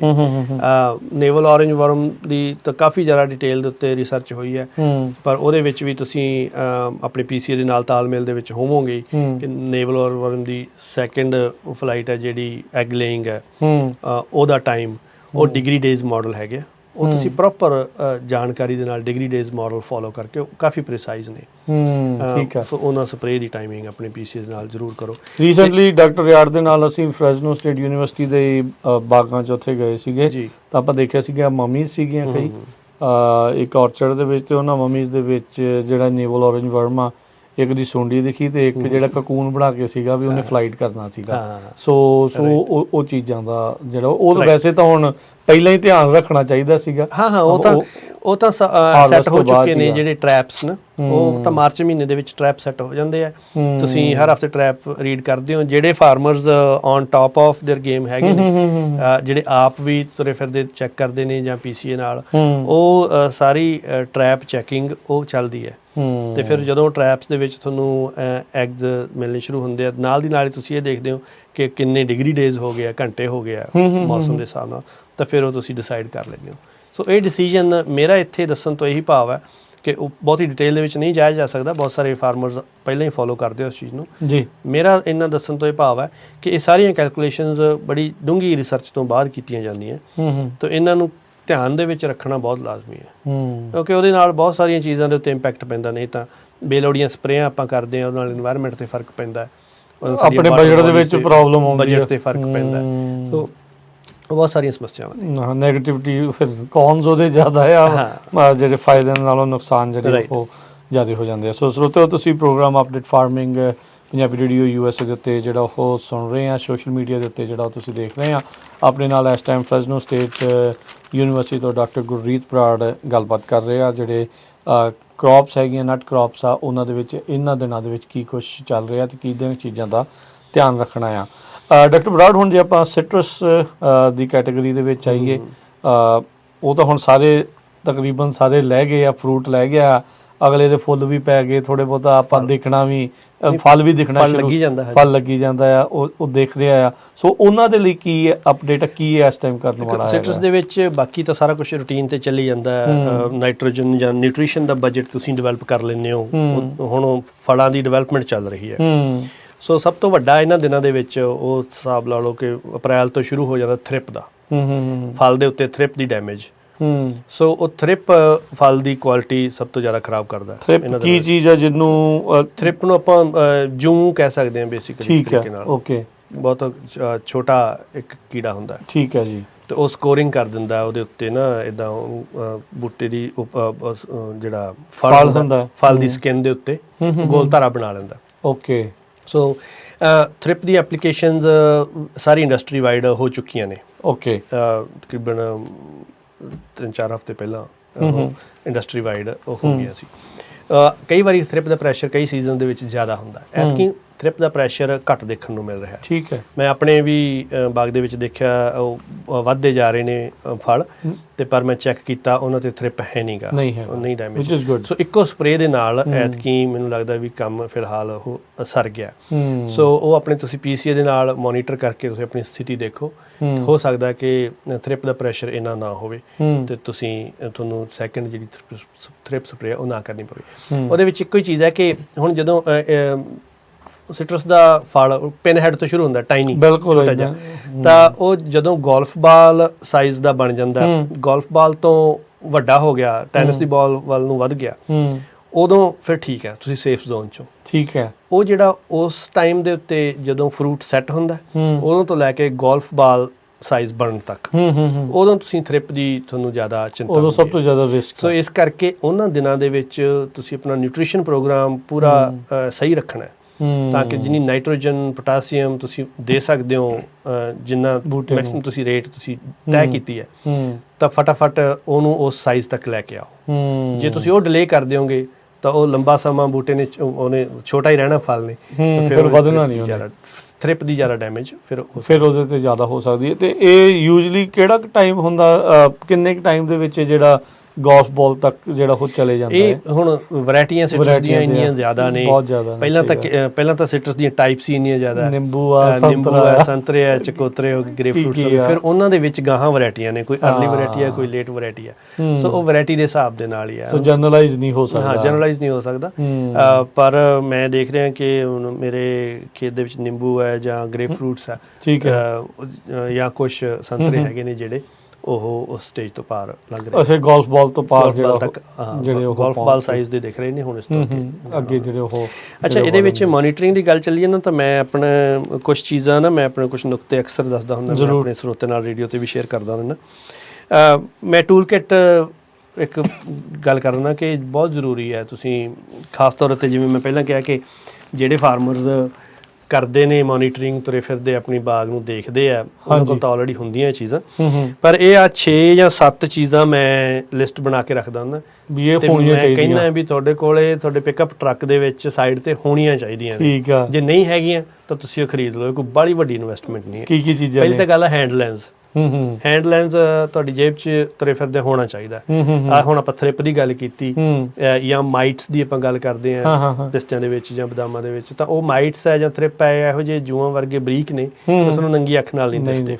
ਸੋ ਤੁਸੀਂ ਤੁਰੇ ਫਿਰਦੇ ਮੋਨੀਟਰਿੰਗ ਜੇ ਕਰਨੀ ਹੈ ਤਾਂ ਹੈਂਡ ਲੈਂਸ ਦੀ ਬਹੁਤ ਜ਼ਰੂਰਤ ਪੈਂਦੀ ਹੈ। ਠੀਕ ਹੈ। ਇੱਕ ਤੁਹਾਡੇ ਕੋਲੇ ਔਗਰ ਹੋਣਾ ਚਾਹੀਦਾ ਛੋਟਾ, ਜਿਹੜਾ ਮਿੱਟੀ ਨੂੰ ਚੈੱਕ ਕਰਨ ਵਾਲਾ। ਸੋ ਉਹ ਤੁਰੇ ਫਿਰਦੇ ਔਗਰ ਦੇਖ ਕੇ, ਉਹ 2 ਫੁੱਟ ਦਾ ਔਗਰ ਹੁੰਦਾ, ਤਾਂ ਉਹਦੇ 'ਚ ਇਹ ਮਿੱਟੀ 'ਚ ਕਿੰਨੀ ਕੁ ਨਮੀ ਹੈ, ਪਾਣੀ ਦੀ ਲੋੜ ਹੈ ਜਾਂ ਸਟ੍ਰੈਸ ਹੈ, ਉਸ ਤਰੀਕੇ ਨਾਲ ਔਗਰ ਜ਼ਰੂਰ ਹੈ ਚੈੱਕ ਕਰਨਾ। ਇੱਕ ਅਨੀਮੋਮੀਟਰ ਦੀ ਆਪਾਂ ਅਕਸਰ ਗੱਲ ਕਰਦੇ ਨੇ। ਹੁਣ ਪੈਸਟੀਸਾਈਡ ਦਾ ਟਾਈਮ ਹੈ ਤਾਂ ਪੈਸਟੀਸਾਈਡ ਸਪਰੇਅ ਦੇ ਵਿੱਚ ਡ੍ਰਿਫਟ ਬਹੁਤ ਵੱਡਾ ਇਸ਼ੂ ਹੈ। ਹਵਾ ਦੀ ਸਪੀਡ ਦੇ ਹਿਸਾਬ ਨਾਲ ਜਿਹੜੇ ਲੇਬਲ ਦੇ ਉੱਤੇ ਹਵਾ ਦੀ ਸਪੀਡ ਲਿਖੀ ਹੈ ਉਦੋਂ ਘੱਟ ਹੋਣੀ ਚਾਹੀਦੀ ਹੈ। ਪਹਿਲੀ ਤਾਂ ਗੱਲ ਉਹ, ਕਿਉਂਕਿ ਕਾਨੂੰਨ ਆਪਾਂ ਨੂੰ ਉਹ ਕਰਨੀ ਚਾਹੀਦੀ ਹੈ। ਉਹਦੇ ਨਾਲ এনवायरमेंट ਦਾ ਵੀ ਨੁਕਸਾਨ ਹੁੰਦਾ, ਫਸਲਾਂ ਦਾ ਵੀ ਬਹੁਤ ਕੁਝ ਨੁਕਸਾਨ ਹੁੰਦਾ। ਸੋ ਅਨੀਮੋਮੀਟਰ ਇੱਕ ਐਵੇਂ $15-20 ਦਾ ਐਮਾਜ਼ੋਨ ਜਾਂ ਕਿਸੇ ਵੀ ਥਾਂ ਤੋਂ ਤੁਹਾਨੂੰ ਮਿਲ ਜਾਂਦਾ, ਉਹ ਵੀ ਪਾਕਟ ਦੇ ਵਿੱਚ ਆ ਜਾਂਦਾ। ਉਹਦੇ ਵਿੱਚ ਅਕਸਰ ਅੱਜ ਕੱਲ੍ਹ ਉਹ ਬੈਟਰੀ ਆਪਰੇਟਡ ਹੁੰਦਾ, ਉਹਦੇ ਵਿੱਚ ਹੀ ਤੁਹਾਨੂੰ ਹਿਊਮਿਡਿਟੀ, ਟੈਂਪਰੇਚਰ ਤੇ ਸਾਰਾ ਕੁਝ, ਤੇ ਇੱਕ ਛੋਟਾ ਜਿਹਾ ਪੱਖਾ ਲੱਗਿਆ ਹੁੰਦਾ, ਵਿੰਡ ਸਪੀਡ ਵੀ ਉੱਥੇ ਚੈੱਕ ਹੋ ਜਾਂਦੀ ਹੈ। ਸੋ ਉਹ ਤੁਸੀਂ ਨਾਲ ਰੱਖੋ, ਜਦੋਂ ਵੀ ਸਪਰੇਅ ਐਪਲੀਕੇਸ਼ਨ ਦਾ ਡਿਸਾਈਡ ਕਰਨਾ ਤਾਂ ਤੁਸੀਂ ਜ਼ਰੂਰ ਚੈੱਕ ਕਰਨੀ ਹੈ। ਠੀਕ ਹੈ। ਇੱਕ ਪਾਕਟ ਨਾਈਫ ਤੁਹਾਡੇ ਕੋਲ ਜ਼ਰੂਰ ਹੋਣਾ ਚਾਹੀਦਾ। ਤੁਰੇ ਫਿਰਦੇ ਤੁਸੀਂ ਕੋਈ ਚੈੱਕ ਕਰਨਾ, ਬੂਟੇ ਦੇ ਨਟ ਦੀ ਡਿਵੈਲਪਮੈਂਟ ਚੈੱਕ ਕਰਨੀ ਜਾਂ ਕੁਝ ਕੱਟ ਕੇ ਦੇਖਣਾ, ਉਹ ਪਾਕਟ ਨਾਈਫ ਤੁਹਾਡੇ ਜ਼ਰੂਰ ਹੋਣਾ ਚਾਹੀਦਾ। ਸ਼ਾਵਲ ਇਹ ਜ਼ਰੂਰ ਹੋਣਾ ਚਾਹੀਦਾ, ਕਈ ਵਾਰੀ ਜੜ੍ਹਾਂ ਨੂੰ ਆਪਾਂ ਪੱਟ ਕੇ ਦੇਖਣਾ। ਤੇ ਹੈਂਡ ਪ੍ਰੂਨਰ, ਹੱਥ ਵਾਲੀ ਜਿਹੜੀ ਕੈਂਚੀ, ਉਹ ਜ਼ਰੂਰ ਹੋਣੀ ਚਾਹੀਦੀ ਹੈ। ਜੇ ਤੁਹਾਡੇ ਕੋਲ ਵੱਡੀਆਂ ਪ੍ਰੂਨਿੰਗ ਸ਼ੇਅਰਸ ਹੈਗੀਆਂ ਤਾਂ ਉਹ ਵੀ ਤੁਸੀਂ ਨਾਲ ਰੱਖ ਸਕਦੇ। ਤੇ ਅਖੀਰਲੀ ਚੀਜ਼ ਜਿਹੜੀ ਹੈ ਉਹ ਮੇਰੇ ਵੀ, ਅੱਜ ਮੈਂ ਵੀ ਫੀਲਡ 'ਚੋਂ ਕੰਮ ਕਰਕੇ ਆਇਆ, ਬੈਗ, ਸੈਂਪਲਿੰਗ ਬੈਗ, ਜ਼ਿਪਲੌਕ ਜਾਂ ਕੋਈ ਵੀ ਇਹੋ ਜਿਹੇ ਬੈਗ, ਇਹ ਜ਼ਰੂਰ ਤੁਸੀਂ ਨਾਲ ਰੱਖੋ। ਕਈ ਵਾਰੀ ਆਪਾਂ ਨੂੰ ਤੱਤੇ ਘਾਹ ਆਪਾਂ ਨੂੰ ਲੋੜ ਪੈ ਜਾਂਦੀ ਹੈ, ਕਿਆ ਕੁਛ ਇਹੋ ਜਿਹਾ ਦਿਖ ਰਿਹਾ ਹੈ, ਕੋਈ ਬੱਗ ਨਵਾਂ ਦਿਖ ਗਿਆ ਜਾਂ ਬੂਟੇ ਨੂੰ ਕੋਈ ਬਿਮਾਰੀ ਇਹੋ ਜਿਹੀ ਲੱਗੀ ਹੈ, ਪੱਤੇ ਨਾਲ ਦੀ ਨਾਲ ਤੁਸੀਂ ਤੋੜ ਕੇ ਤੁਸੀਂ ਆਪਣੇ ਫਰਿੱਜ ਦੇ ਵਿੱਚ ਰੱਖੋ ਤੇ ਉਸੇ ਦਿਨ ਜਾਂ ਅਗਲੇ ਦਿਨ ਤੁਸੀਂ ਲੈਬ ਨੂੰ ਭੇਜ ਦਿਓ। ਸੋ ਇਹ ਚੀਜ਼ ਬਹੁਤ ਤੁਸੀਂ ਇੱਕ ਚੀਜ਼ ਪਹਿਲਾਂ ਗੱਲ ਕਰ ਰਹੇ ਸੀਗੇ, ਆਈ ਥਿੰਕ ਕਾਪਰ ਡੈਫੀਸ਼ੀਐਂਸੀ ਦੀ। ਮੈਂ ਪਰਸਿਮਨ ਲਾਇਆ ਸੀ, ਮੇਰਾ ਪਰਸਨਲ ਜਿਹੜਾ ਇਹ ਕੁਐਸਚਨ ਆ, ਸ਼ਾਇਦ ਪਾਣੀ ਮੈਨੂੰ ਲੱਗਦਾ ਉਹਨੂੰ ਮੇਰੇ ਕੋਲ ਜ਼ਿਆਦਾ ਪੈ ਗਿਆ। ਬੜੇ ਸੋਹਣੇ ਹਰੇ ਪੱਤੇ ਸੀ, ਹੁਣ ਸਾਰੇ ਬਰਾਊਨ ਹੋ ਗਏ ਆ, ਤੇ ਉਹ ਜਦੋਂ ਤੁਸੀਂ ਕਹਿੰਦੇ ਵੀ ਫਲੈਗ ਵਾਂਗੂ ਪੱਤੇ ਉਹਦੇ ਤੇ ਲੱਗੇ ਆ ਪਰ ਝੜੇ ਨਹੀਂ ਆ, ਪਰ ਸੁੱਕ ਗਏ ਆ। ਹਾਂ, ਉਹਦੇ 'ਚ ਪਾਣੀ ਘਰਾਂ ਦੇ ਵਿੱਚ ਅਕਸਰ ਇਹ ਹੁੰਦਾ ਹੈ, ਘਰਾਂ ਦੀ ਮਿੱਟੀ ਕੰਪੈਕਟ ਹੁੰਦੀ ਹੈ। ਜਦੋਂ ਅਸੀਂ ਬੂਟਾ ਲਾਉਣਾ ਨਾ, ਇੱਧਰੋਂ ਪਰਸਿਮਨ ਵਰਗਾ ਜਾਂ ਕੋਈ ਵੀ ਵੱਡਾ ਬੂਟਾ ਲਾਉਣਾ ਹੈ ਜਿਹੜੀਆਂ ਜੜ੍ਹਾਂ ਨੇ ਫੈਲਣਾ ਹੈ, ਤਾਂ ਉਹ ਵੱਡਾ ਟੋਆ ਪੁੱਟਣ ਦੀ ਲੋੜ ਹੁੰਦੀ ਹੈ। ਵੱਡਾ ਟੋਆ ਪੁੱਟ ਕੇ ਉਹਨੂੰ ਥੋੜਾ ਜਿਹਾ ਪੋਲਾ ਕਰੋ, ਮਿੱਟੀ ਨੂੰ ਅੱਧੀ ਮਿੱਟੀ ਵਾਪਸ ਨਾ ਪਾਓ, ਅੱਧੀ ਪਾਓ, ਬਾਕੀ ਦੀ ਉਹਦੇ ਵਿੱਚ ਕੰਪੋਸਟ ਵਗੈਰਾ ਮਿਕਸ ਕਰੋ ਜਾਂ ਹਲਕੀ ਮਿੱਟੀ ਮਿਕਸ ਕਰੋ। ਸੋ ਉਹਦੇ ਨਾਲ ਬੂਟੇ ਦੀਆਂ ਜੜ੍ਹਾਂ ਨੂੰ ਜਗ੍ਹਾ ਮਿਲਦੀ ਹੈ, ਸਾਹ ਆਉਂਦਾ। ਅਕਸਰ ਇਹ ਵੇਖਿਆ ਜਾਂਦਾ ਕਿ ਬੂਟੇ ਪਹਿਲੇ ਸਾਲ ਤਾਂ ਬੜੇ ਵਧੀਆ, ਦੂਜੇ ਸਾਲ 'ਚ ਜਦੋਂ ਜਾਂਦੇ ਆ ਤੇ ਉਦੋਂ ਬਾਅਦ ਉਹ ਉਹਦਾ ਇਹ ਹੈ ਕਿ ਉਹਦਾ ਸਿੱਧਾ ਸੰਬੰਧ ਇੱਕ ਚੀਜ਼ ਦੇ ਨਾਲ ਹੈ ਕਿ ਜਦੋਂ ਅਸੀਂ ਜਿੱਦਾਂ ਕਿ ਟੋਆ ਪੁੱਟਦੇ ਹਾਂ, ਆਪਾਂ 5 ਗੈਲਨ ਬਕਟ ਹੁੰਦੀ ਹੈ ਜਿਹੜੀ, ਉਹਦੇ ਜਿੰਨਾ ਕਿ ਟੋਆ ਪੁੱਟ ਲਿਆ ਪਹਿਲੇ ਸਾਲ ਵਧੀਆ ਜੜ੍ਹਾਂ, ਉਹ ਜਦੋਂ ਫਿਰ ਸਖਤ ਮਿੱਟੀ ਵੱਲ ਨੂੰ ਜਾਂਦੀਆਂ ਨੇ ਉੱਥੇ ਜੜ੍ਹਾਂ ਬਲੌਕ ਹੋ ਜਾਂਦੀਆਂ ਨੇ। ਫਿਰ ਆਲੇ ਦੁਆਲੇ ਜਿੰਨੀ ਸਖਤ ਮਿੱਟੀ ਹੈ ਪਾਣੀ ਆਪਾਂ ਲਾਈ ਜਾਂਦੇ ਨੇ ਨਾ ਲਗਾਤਾਰ, ਹੂੰ ਉੱਥੇ ਪਾਣੀ ਜ਼ਿਆਦਾ ਖੜਦਾ ਰਹਿੰਦਾ ਹੂੰ ਨਾ, ਹੂੰ ਤੇ ਉਹ ਬੂਟੇ ਦੀਆਂ ਜੜ੍ਹਾਂ ਰੌਟ ਹੋਣੀਆਂ ਸ਼ੁਰੂ ਹੋ ਜਾਂਦੀਆਂ। ਸੋ ਫਿਰ ਦੂਜੇ ਕੁ ਸਾਲ ਜਾਂ ਤੀਜੇ ਕੁ ਸਾਲ ਬੂਟੇ ਫਿਰ ਕੀ ਇਹਦਾ ਇਲਾਜ ਕੀ ਕੀਤਾ ਜਾ ਸਕਦਾ? ਚਲੋ ਹੁਣ ਟੋਇਆ ਤਾਂ ਨਹੀਂ ਪੱਟਿਆ ਜਾ ਸਕਦਾ, ਉਹ ਤਾਂ ਲਾ ਲਿਆ ਆਪਾਂ। ਨਹੀਂ, ਪਰ ਉਹਦੀ ਜਿਵੇਂ ਆਪਾਂ ਗੋਡੀ ਕਰਦੇ ਆ ਆਲੇ ਦੁਆਲੇ ਜੜ੍ਹਾਂ ਦੇ ਆਲੇ ਦੁਆਲੇ ਗੋਡੀ ਕੀਤੀ ਜਾ ਸਕਦੀ ਹੈ। ਪਾਣੀ ਹਿਸਾਬ ਨਾਲ ਉਹਦੀ ਫ੍ਰੀਕੁਐਂਸੀ ਵਧਾ, ਸੌਰੀ ਜਿਹੜੀ ਰੂਟ ਦੀ ਰੌਟ ਦਾ ਕੋਈ ਹੋਰ ਵੀ ਤਰੀਕਾ ਪਤਾ ਕਰਨ ਦੇ ਲਈ ਵੀ ਇਹਨੂੰ ਕੋਈ ਬਿਮਾਰੀ ਆ ਜਾਂ ਇਹੀ? ਉਹ ਤਾਂ ਤੁਸੀਂ ਜਿਵੇਂ ਮੈਂ ਸ਼ਵਲ ਦਾ ਦੱਸਿਆ ਵੀ ਤੁਸੀਂ ਸ਼ਵਲ ਦੇ ਨਾਲ ਬੂਟੇ ਦੀਆਂ ਜੜ੍ਹਾਂ ਥੋੜ੍ਹੀਆਂ ਨੰਗੀਆਂ ਕਰਕੇ ਚੈੱਕ ਤੇ ਕਰੋ, ਉਹਨੂੰ ਤੁਸੀਂ ਚੈੱਕ ਕਰ ਲਓ। ਉਹਦਾ ਪਤਾ ਲੱਗ ਜਾਂਦਾ, ਰੌਟ ਦਾ ਪਤਾ ਲੱਗ ਜਾਂਦਾ, ਠੀਕ, ਕਾਲੀਆਂ ਹੋ ਜਾਣਗੀਆਂ, ਉਹ ਮੱਛੀਆਂ ਹੋਈਆਂ ਹੋਣਗੀਆਂ, ਤੇ ਉਹ ਤੁਹਾਨੂੰ ਪਤਾ ਲੱਗ ਜੂਗਾ ਠੀਕ ਪੱਟ ਕੇ। ਜੀ, ਬਿਲਕੁਲ।